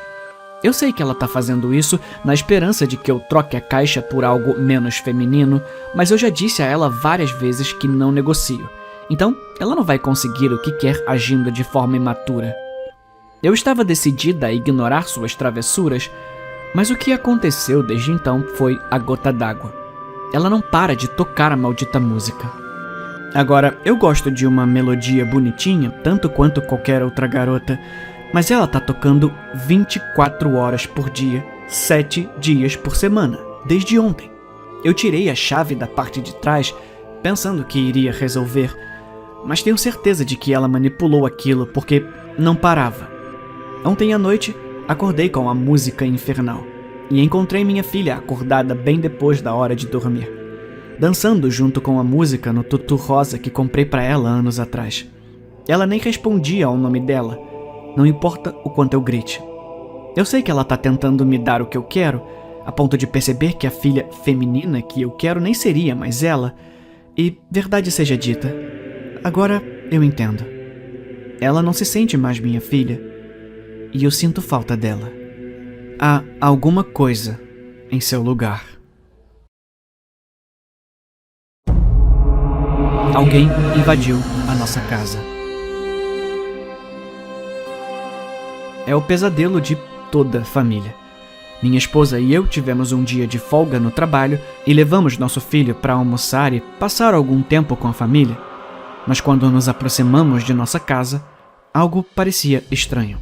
Eu tinha uma sensação crescente de pavor à medida que nos aproximávamos. Quando nossa casa apareceu, pude ver que a porta da frente estava escancarada. Alguém havia invadido nossa casa.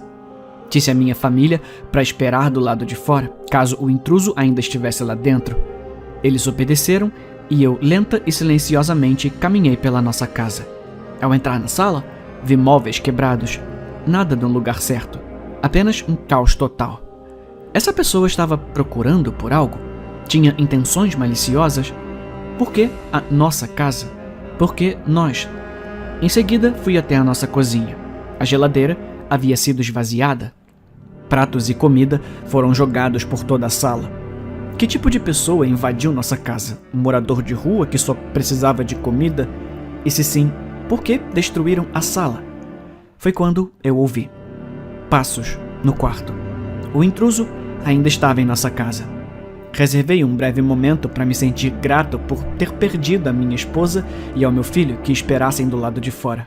Era impossível decifrar os motivos dessa pessoa até agora, mas eu estava prestes a ficar cara a cara com a pessoa que entrou à força em nossa casa, e eu exigiria respostas.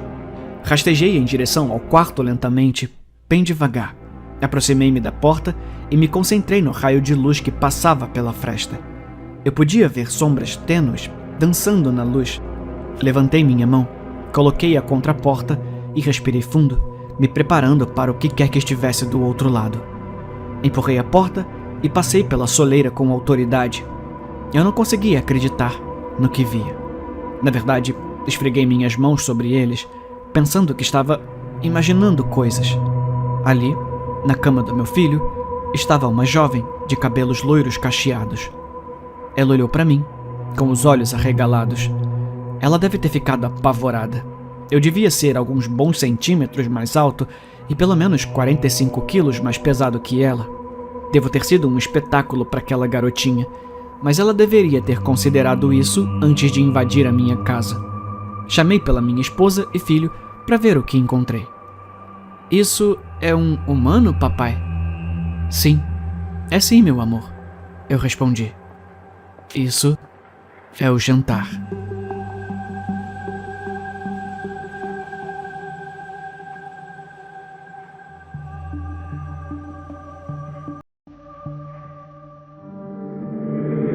Meu filho pediu para verificar se havia monstros no armário.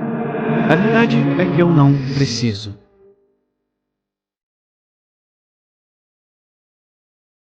Recentemente passei por um divórcio bastante desagradável, mas consegui a única coisa que importava: a custódia total do meu filho de 4 anos. Perdemos quase todo o resto no processo, então tivemos que nos mudar para uma nova casa com quase nenhuma bagagem ou mobília. Verdadeiramente, um novo começo. Eu o ouvi me chamar durante nossa primeira noite em nossa nova casa. Era um pouco depois da meia-noite, eu acho. Fui ver como ele estava para ver o que havia de errado e sentei ao lado de sua cama. Ele estava bem acordado e me pediu para verificar se havia monstros no armário, o que não era surpreendente dadas as circunstâncias. Ele ainda é apenas uma criança e, mesmo sem levar em conta toda a merda que passou graças ao meu casamento de merda, mudar-se para uma casa desconhecida e mal mobiliada deve ser difícil para alguém da idade dele. E você sabe como dizem que seu cérebro sempre fica meio acordado quando você dorme em um novo ambiente, certo? Isso foi tudo que passou pela minha cabeça assim que meu filho falou. Não era grande coisa. Estava tudo normal, eu pensei. Mas algo mais clicou quase imediatamente dentro do meu cérebro, antes mesmo de eu conseguir olhar para onde meu filho havia apontado enquanto fazia seu pedido inocente. Algo estava errado. Virei a cabeça e olhei, e precisei de tudo o que tinha em mim para não ceder ao medo e ao terror.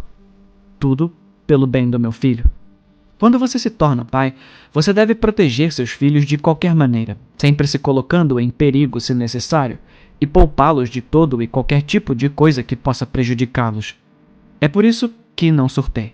Eu não poderia. Não quando mal tínhamos começado a nossa nova vida. Eu tinha que protegê-lo. E naquele momento, sentado em sua cama, eu só sabia uma coisa. Tínhamos que sair do quarto. Tínhamos que sair daquela casa imediatamente. Tudo bem, campeão, é claro. Eu disse, fingindo coragem. Então fiz um pedido meu enquanto baixava a voz e me aproximava dele. Ei, que tal você sair por 1 minuto? Se tiver um monstro aí, eu vou ter que chutar a bunda dele por todo o quarto. Ele riu e disse, tudo bem. Fiz questão de colocar uma ênfase extra na palavra bunda, porque é algo que sempre o fazia rir quando eu falava. Felizmente, ele ficou preso nisso e não no fato de que eu estava admitindo indiretamente a possibilidade de realmente haver um monstro. Assim que ele saiu do quarto, minha mente disparou enquanto começava a montar o melhor e mais eficiente caminho para tirá-lo de casa enquanto pegava as chaves do carro e o telefone na saída. Quando ouvi as portas do armário se abrindo lentamente atrás de mim, sabia que era hora de ir. Pulei da cama, saí do quarto e agarrei meu filho. Saímos pela porta e entramos no carro e nos movemos em menos de 1 minuto. Eu disse a ele que não conseguia dormir, então íamos sair para tomar um sorvete para comemorar. Ele ficou um pouco surpreso e perguntou, comemorar o quê? Ao que eu respondi, porque estamos nós dois, juntas. Eu te amo, amigão.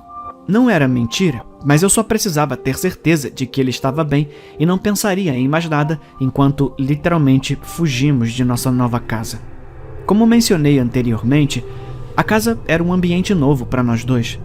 Eu já estive lá algumas vezes, limpei tudo sozinho e montei os poucos móveis que tínhamos, então eu sabia com certeza o que pertencia aonde e o que não pertencia. E eu tinha certeza que o quarto dele não tinha um armário.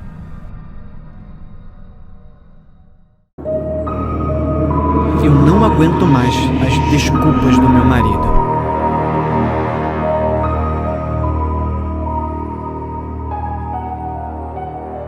Apesar do meu marido sempre alegar que faltava profundidade intelectual às pessoas que acreditavam em fantasmas, Ele insistiu em participar da minha pequena excursão, mas não fiquei chateada com isso. Sinceramente, eu esperava que Jack se convidasse. Olha, eu não tô culpando você pelo que aconteceu, ele disse, enquanto nós dois caminhávamos pela praia com água até os tornozelos. Só já te disse isso antes. Eu preciso de 20 minutos para descomprimir depois do trabalho. Tudo que eu quero fazer depois de chegar em casa é relaxar e não deixar você pular em cima de mim por causa de cada pequena coisinha. Você tá certo, querida, eu disse. Jack manteve-se à minha direita, mais longe. Perto dali, as ondas brancas batiam repetidamente contra as rochas negras, levantando colunas sibilantes de espuma. Apenas um tênue raio de sol aparecia acima do horizonte e de vez em quando eu vislumbrava uma forma pálida cortando as ondas em nossa direção. Além disso, continuou Jack, agora agitado, eu ainda estava chateado com as mensagens que eu encontrei no seu celular. Você tem ideia do quanto elas me machucaram? Mas o Ryan é meu melhor amigo desde que éramos... Eu comecei a protestar, mas em resposta à ameaçadora ruga na testa do meu marido se manifestando, em vez disso eu disse, eu sinto muito. À medida que continuávamos silenciosamente pela costa, o sol desapareceu no horizonte, deixando apenas a luz da lua para ver. Jack pegou pedras e as jogou na superfície. Uma delas navegou direto sobre a onda, que agora estava a cerca de 30 metros de distância. Ele disse, você sabe que meus pais acham que você é maluca, né? Com essa bobagem de caçar espíritos. Mas eu disse a eles o quanto você gosta disso. Muito gentil da sua parte, amor. Por um momento, ele me avaliou, sem saber se aquilo tinha sido um comentário genuíno. Finalmente, ele relaxou e disse, então, qual é a história dessa praia afinal? É assombrada por um fantasma ou o quê? Ele fingiu roer as unhas, as mãos balançando para frente e para trás, como se tocasse uma gaita invisível. É, respondi categoricamente. Meus olhos desceram em direção à água. Embora não pudesse ter mais do que alguns metros de profundidade, vislumbrei uma figura lá embaixo, completamente submersa. Tá, deixa eu adivinhar. Alguma linda donzela perdeu seu bebê no mar. Agora seu espírito torturado vagueia por aí esperando que os restos mortais sejam lavados. Não exatamente. É uma senhora idosa que estava... Ele fingiu um ronco. Você pode me dar a versão mais resumida? Você sabe o quanto me irrita quando você enrola tanto. Eu o encarei. Suspirei e rapidamente disse. Uma velha estava sendo abusada pela família. Um deles a matou e jogou o corpo no mar. Depois, o espírito dela voltou e afogou todos os seus parentes. Agora, ela procura mais abusadores que possa arrastar para uma cova de água. Ele sorriu. É fofo como você acredita nessa porcaria. Eu queria responder a esse comentário condescendente, mas fiquei muito mais fixada na mão prateada e podre que se estendia para fora da água.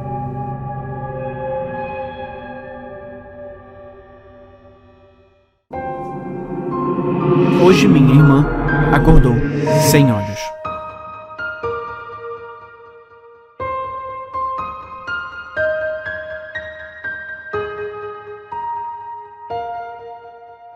Todos os testes não mostraram nenhuma anormalidade, exceto a radiografia do crânio sem as órbitas oculares. Os médicos ficaram sem palavras.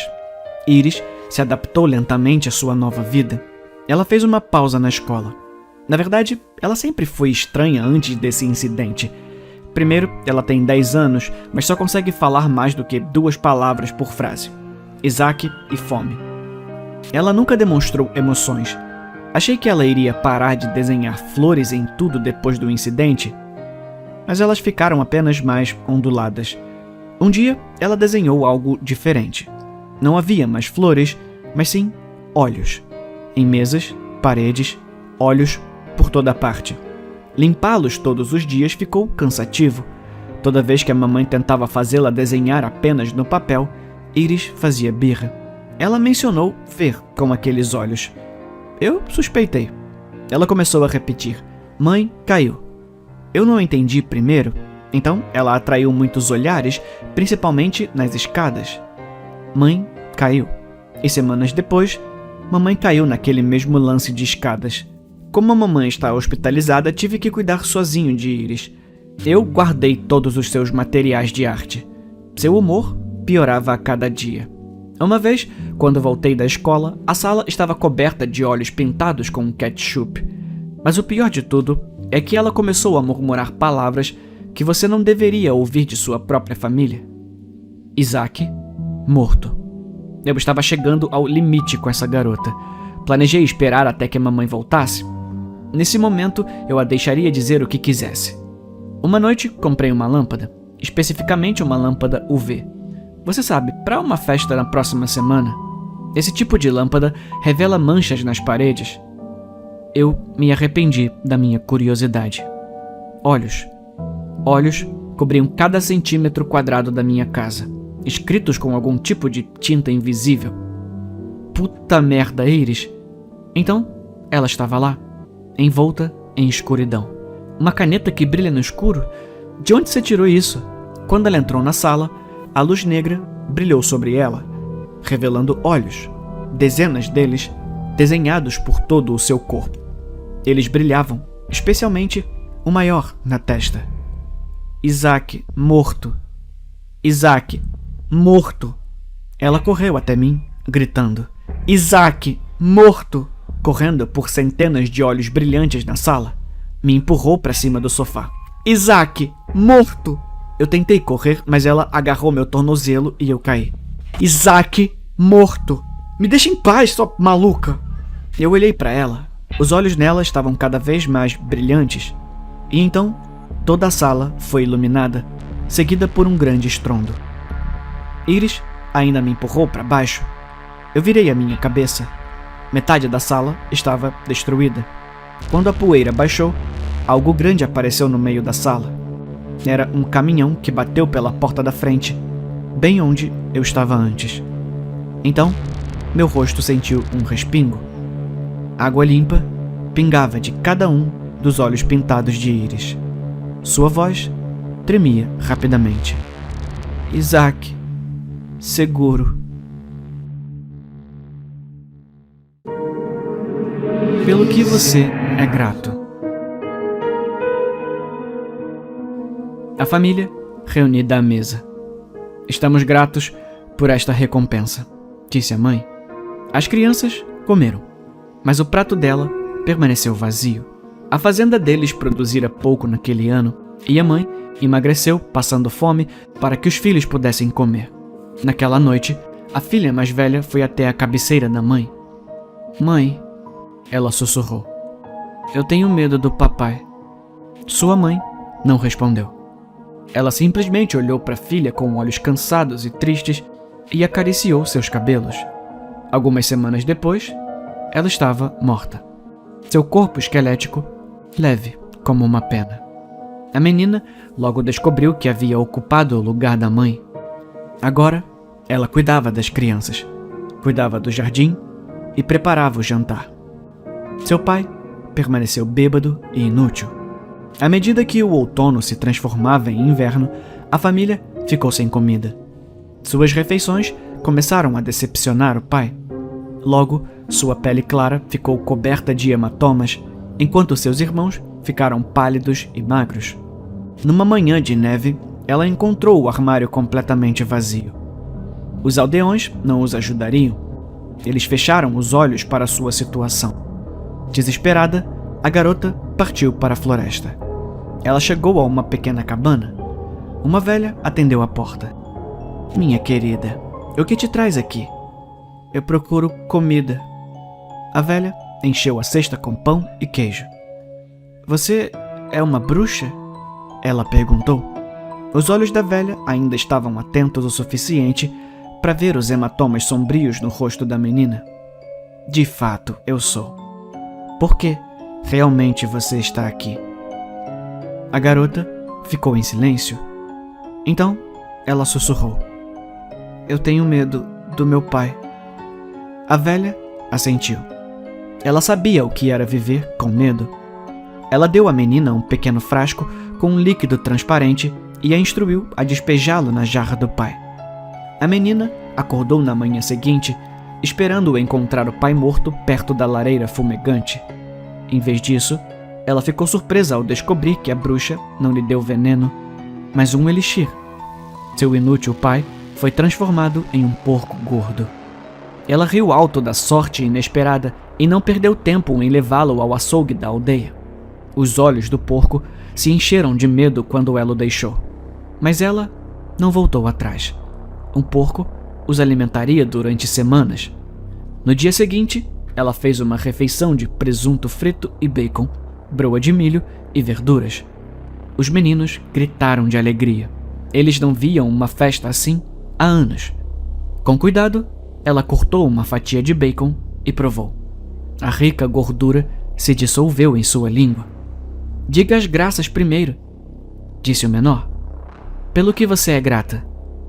Ela pensou sobre isso. "Eu", afirmou ela, "sou grata pelo papai."